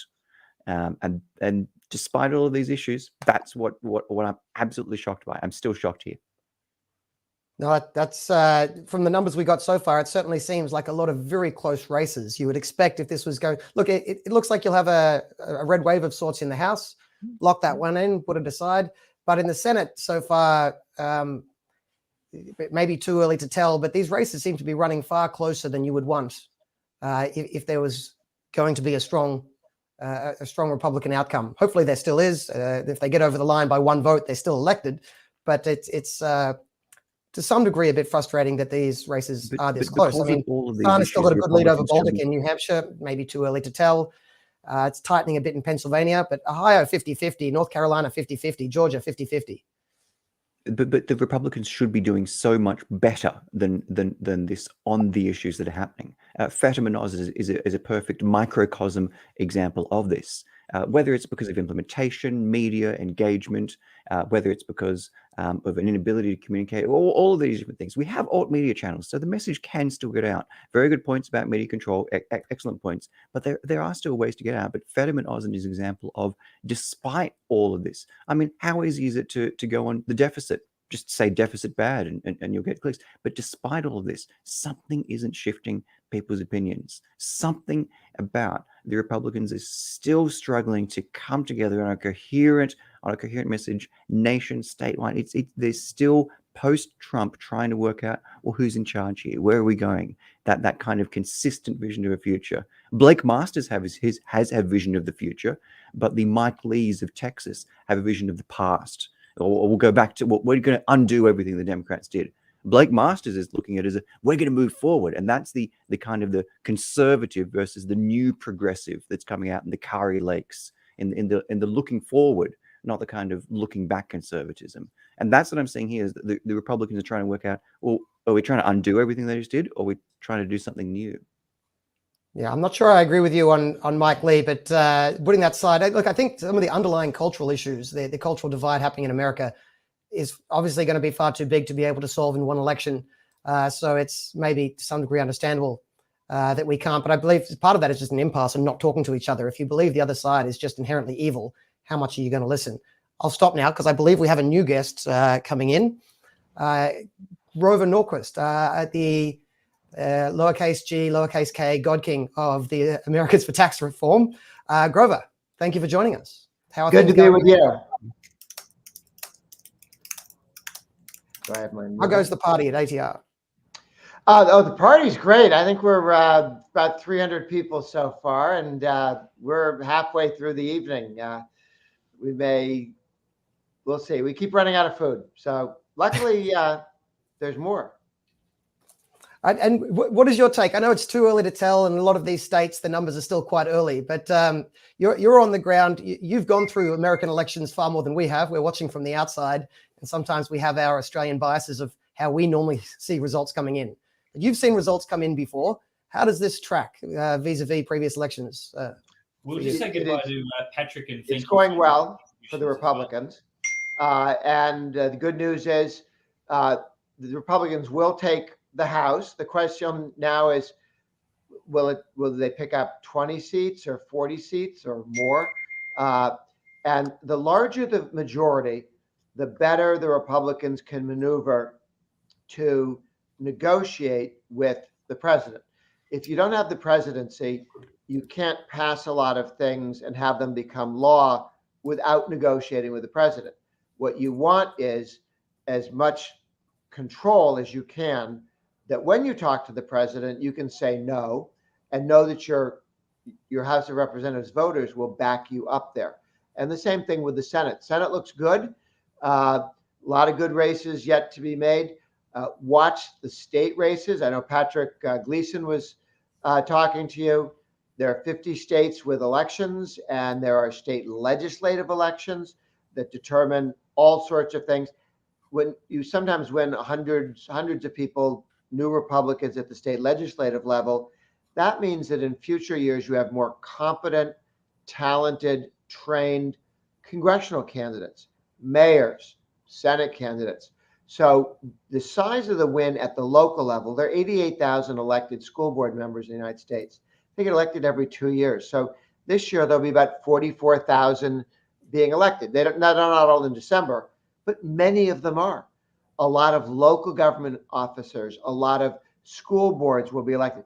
This is the beginning of a political life for some 30-year-old mom who never thought she'd get involved in politics, didn't like what she found the public schools were teaching. So she runs for school board, and in a 10-year period is the mayor, is a congressman. This is going to be a huge influx for Republicans of talent and energy into local government, which then strengthens all of your races at the state and national level.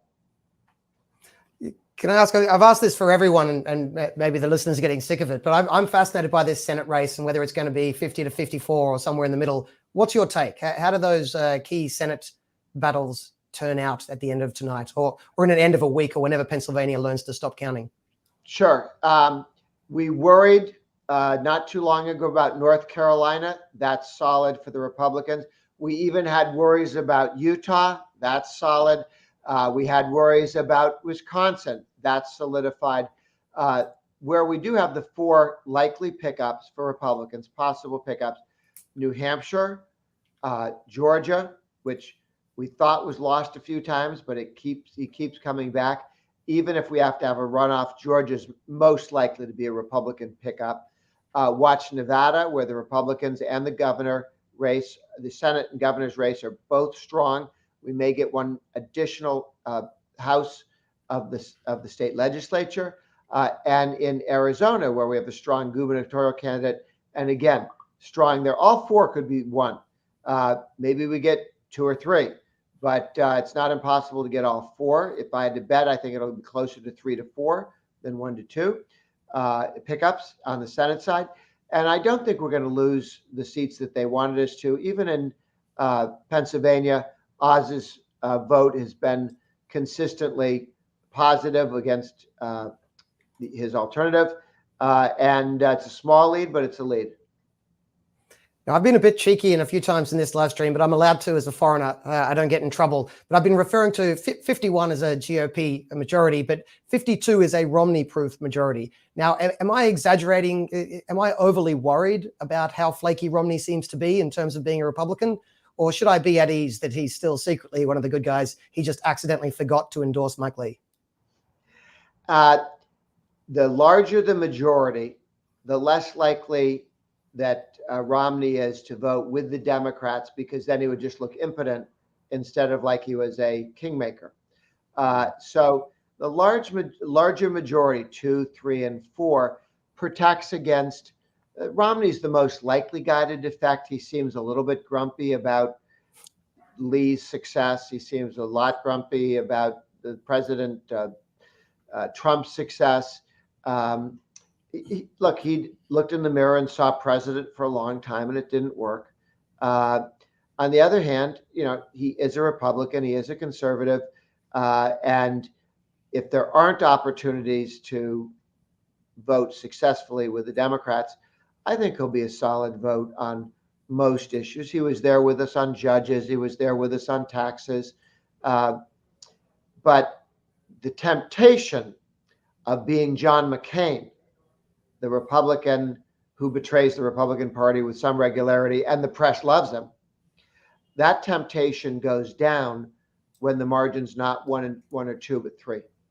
So a bit of a segue on that, but I've been curious and I haven't had a wise American to ask. Is Romney going to be primaried? It really depends. I mean, you had 48 Republican senators endorse Lee and Romney didn't. If Lee wins tonight as expected, Romney will look very bad. and the jerk who ran against him with no hope of winning anything other than helping the Democrats, I think will no longer be considered a conservative or a Republican. So that's the end of that career. I mean, he still may make some money from the Democrats running around saying snotty things about Republicans, but he's not a player in American politics. You can still get paid if you're not effective, but he won't be an effective voice for the left. And again, Romney needs to decide what he wants to do. He's a senator. You could take an issue and help move it that has support from the Republicans.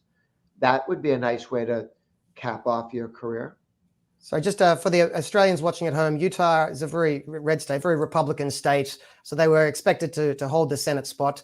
The Democrats decided to run dead and effectively endorse an independent former Republican, Evan McMullen, I think the name is. I'm sure Grover will correct me if I'm wrong. Yeah. And he's been running around pretending to be a conservative to try and win that spot off the Republicans, and then promising to, I think, caucus with the Democrats anyway. So that's why Utah should not have been in play. It should have been a safe Republican seat. It became briefly in play, but I think the Republicans have got it now. You can correct me if I've got any of that wrong, Grover. But no, that's spot on. That's exactly what happened. And Romney needs to understand there's still a place for him if he wanted to be a leader of the Republican Party, but it requires work. You can be a John McCain. You never have to work. You never have to convince anyone to vote for you. You just throw your vote with the Democrats every once in a while and trash Republicans, and the three networks will put you on TV all the time you want.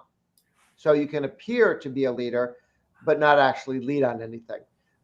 Romney's opportunity is to take an issue or two that he cares about and lead on it. That's more work than saying snotty things about we had another internet moment. Oh. Staggering interlude. Staggering numbers. And this, yes, the Ron DeSantis numbers. Grover, another question, a bit of a segue, if the internet will allow me to speak freely. Thank you, NBN. Let's assume the Republicans take the House, because I think they're already 5 up, so I think they've already got the House. So that goes without saying. What are they, and potentially take the Senate? What happens next? So what do they actually do for the next two years? We have a Biden White House and 1 or 2 houses, let's say, in Republican hands. What can they do? Obviously, they're not going to get 60 in the Senate. There's no successful removal of executive branch on the table. What can they do? Sure. We have 2 models, 2 examples. One was, this is exactly what happened to Clinton. Got elected with the Democratic House and Senate, spent too much, taxed too much, lost the House and Senate. The Republicans came in, and they were able to take most of the money he wanted to spend off the table. So we balanced the budget. They've passed a bill 3 times to block grant welfare to the states, aid to families with dependent children, and the president signed it the 3rd time, vetoed it twice, signed it the 3rd time. They passed a cut in the capital gains tax, and the president signed it. Did we get everything we wanted from the second 2 years of Bill Clinton? No, absolutely not. Did we strip out much of what he had hoped to do? Absolutely. Did we get things that he signed, welfare reform, and serious effort to cut the capital gains tax? Yes. Fast forward to Obama. Obama spent too much, taxed too much. We took the House, most of the Senate. What happened? We got the Bush tax cuts extended for 2 years, 100%. And then after that, made permanent, 85% made permanent. We stripped out $2 trillion in the money he wanted to spend. So you can take a lot of the spending away from the president if you ask for perfect, as we did briefly with Obama. We want you to get rid of all of it. Really? You want the president to destroy completely his one thing, and it takes him to act to do it? You can't do it without him. Not happening.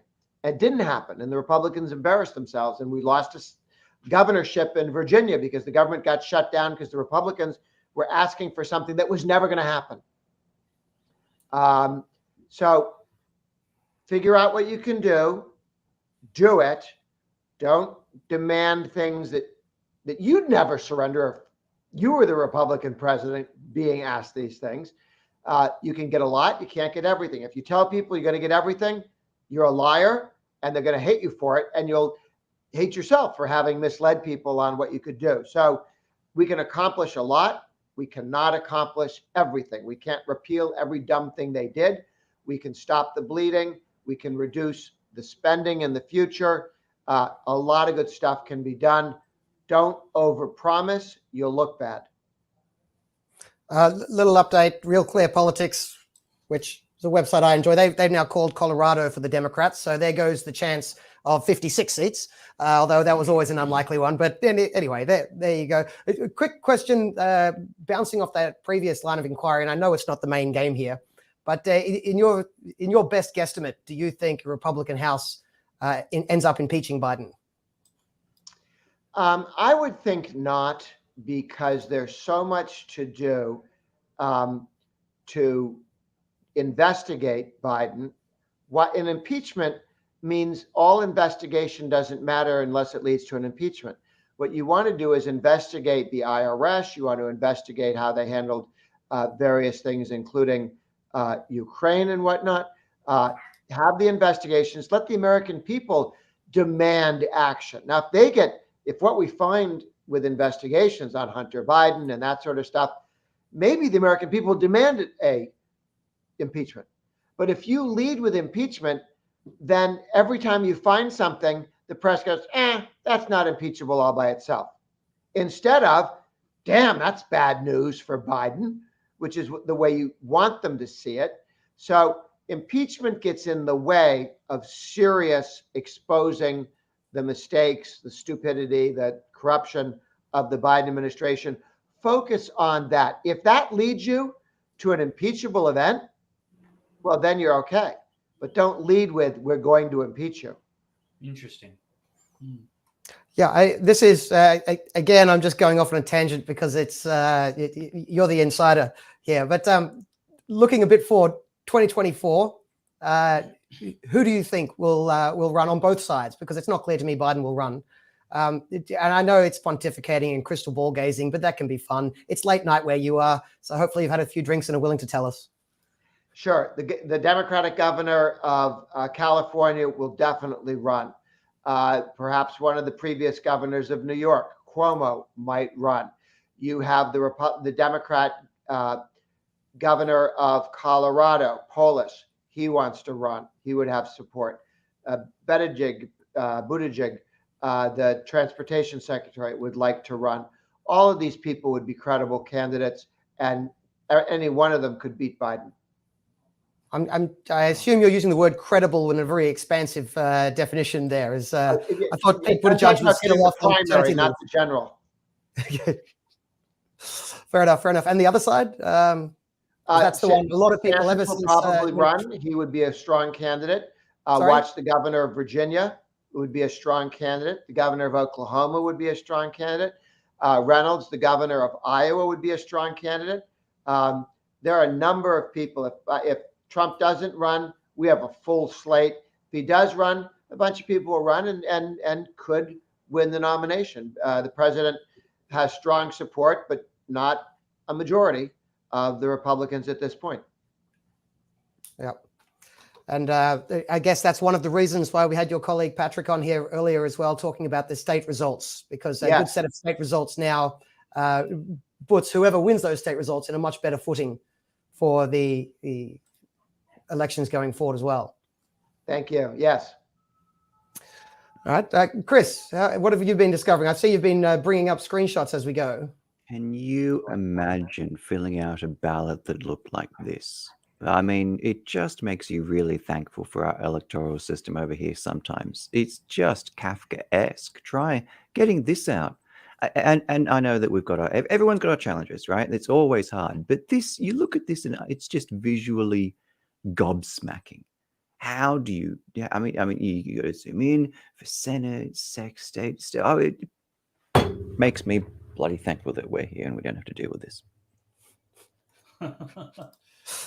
Yes, I'll pass on that one. Staggering. Something I wanted to raise as well is just how much the numbers change after the mail-ins move in.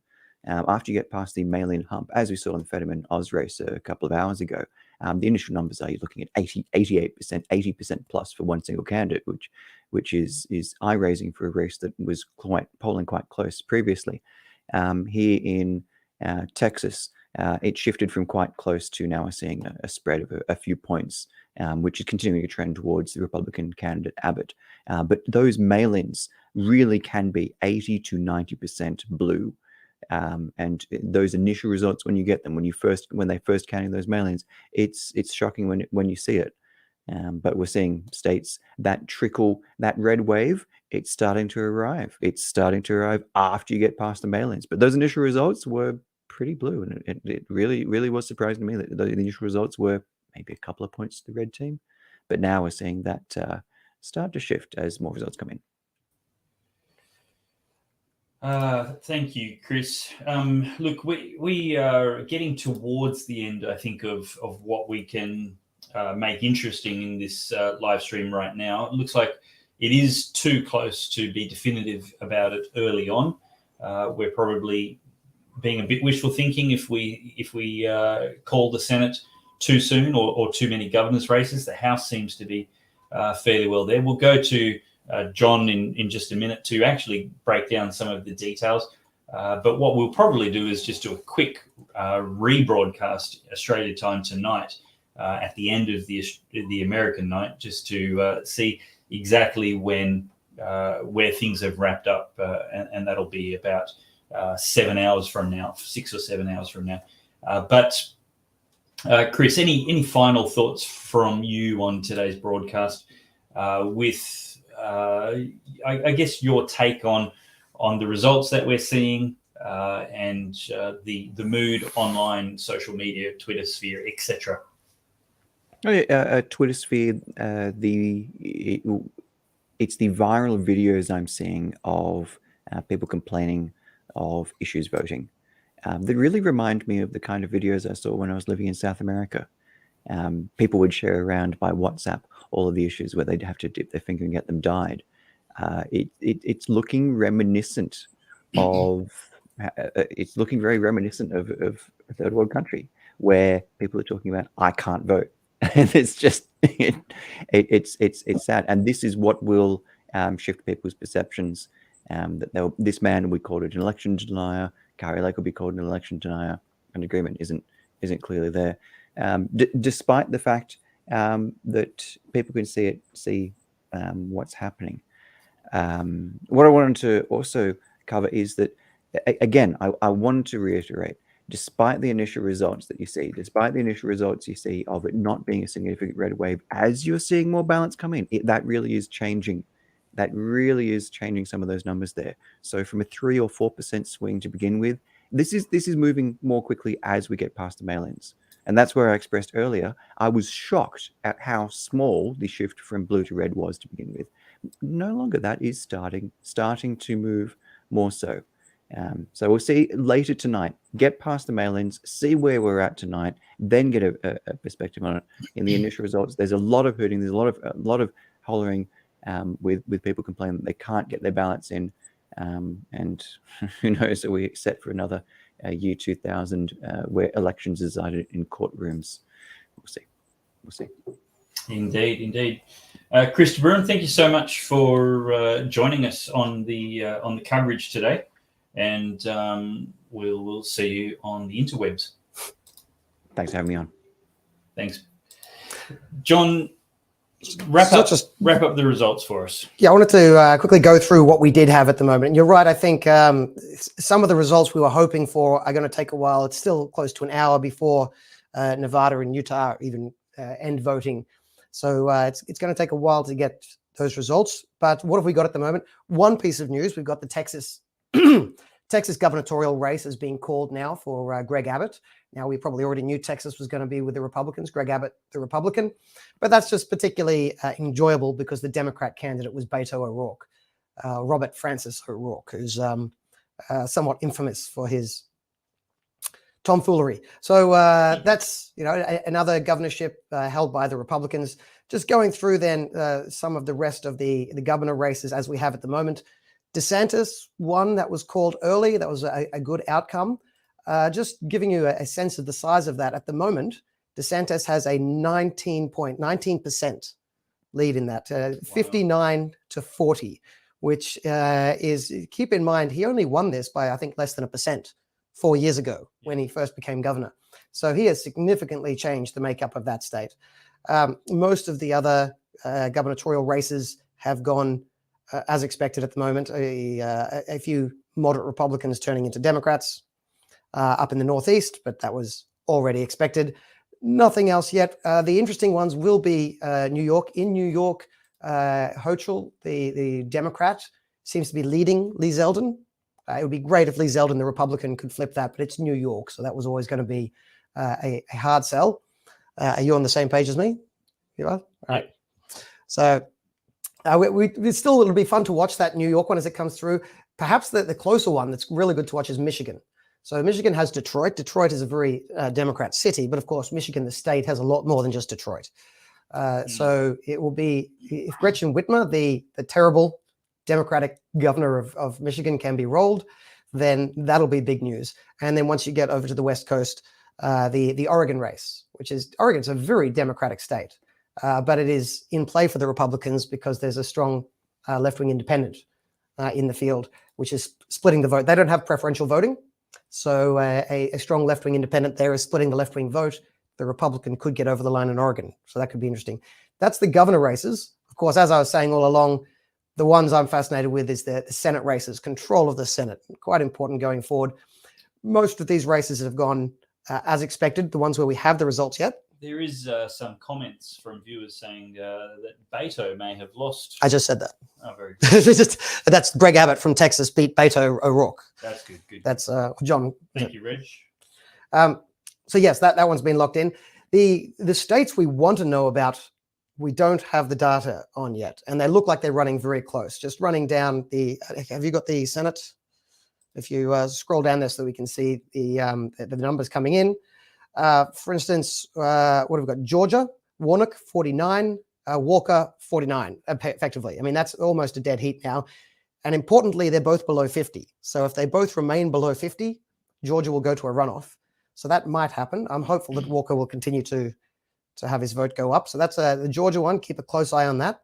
Pennsylvania, you'll see earlier it was Fetterman 80%. He's down to now 54. So as the more votes come in, the vote in Pennsylvania makes much more sense. He's still ahead of Oz, but Oz is clearly gaining, and that's only 1/3 of the votes counted. So that's going to drag on. It looks like Pennsylvania we aren't going to know anytime soon, but that is still a very competitive race. The other ones, Nevada, we don't have any information yet. Arizona, we don't have any information yet. The other ones that were thought to potentially be in play, such as Ohio, J.D. Vance in Ohio, it looks like he's going to take Ohio. He's got 53 to Tim Ryan's 47. So it looks like we can lock in 49 for the Republicans, and Pennsylvania, Georgia, Nevada, and Arizona. The first two, too close to call, and the last two, we haven't got the data yet. So we're still waiting on that to come in. That'll probably be a couple of hours away. But if you want to know what happens, check back. Not here. We won't be live streaming in 2 hours' time. Check Real Clear Politics in a couple of hours' time, and look for Nevada and Arizona, because those are the crucial new pieces of information that will come in this afternoon, Australia time. The Republicans have taken the House, so it is going to be a split government. For the last 2 years, the Democrats had the White House, they had the House, and they had the Senate, so they were able to get away with a lot. They now don't have all levels of government. Yeah. So that is one takeaway from this. And for the rest of it, we'll have to wait for the rest of the day to unfold. And that's a good thing. Republicans getting the House will slow down the march of the left throughout America. And it also allows proper inquiries to be done, because the governing side in the House and in the Senate can sort of set the pace on the inquiries being done to keep the White House to account. And if the House is controlled by the same party as the White House, they don't keep themselves to account quite as well, which was the whole idea of that arm or branch of government. I wonder if there'll be a different inquiry into January 6th. I think they're going to go just a different direction. I think the inquiry into Hunter Biden's laptop, the point isn't that he just was consistently, snorting blow-off hookers, naked hookers. That's not the point. The point is there seems to be some hint that he might have been currying favors with a cash for access to his dad, who is now the president. Yeah. So that is the intriguing part of that story. We don't know yet. It hasn't been investigated properly. But I suspect that's where they're going to go with their investigations, and potentially the issue on the border as well, the south border. Of course, Trump elected in 2016, in large part based on the build the wall. And what we've got now is, so you'd be thinking before Trump came in, there was an issue with the immigration on the border. It is orders of magnitude bigger now, the number of people coming illegally across the border. So that could be another inquiry that you might expect. You can only do those if you control one of the branches of government, and they now do. So it's going to be there's going to be a lot more fireworks over the next 2 years. I'll put it that way. It's good. Well, thank you very much for joining us today. And we will actually rerun this show tonight as a rebroadcast, because there's lots of commentary in this that's pertinent, even though 7 hours from now, the results will be a lot more evolved than we had at lunchtime Australian time today. But thank you for joining us. Thank you for your support, and thank you for your comments and for sharing this video. We will see you next time. Today, we need a special kind of courage. Not the kind needed in battle, but a kind which makes us stand up for everything that we know is right, everything that is true and honest. We need the kind of courage that can withstand the subtle corruption of the cynics, so that we can show the world that we are not afraid of the future.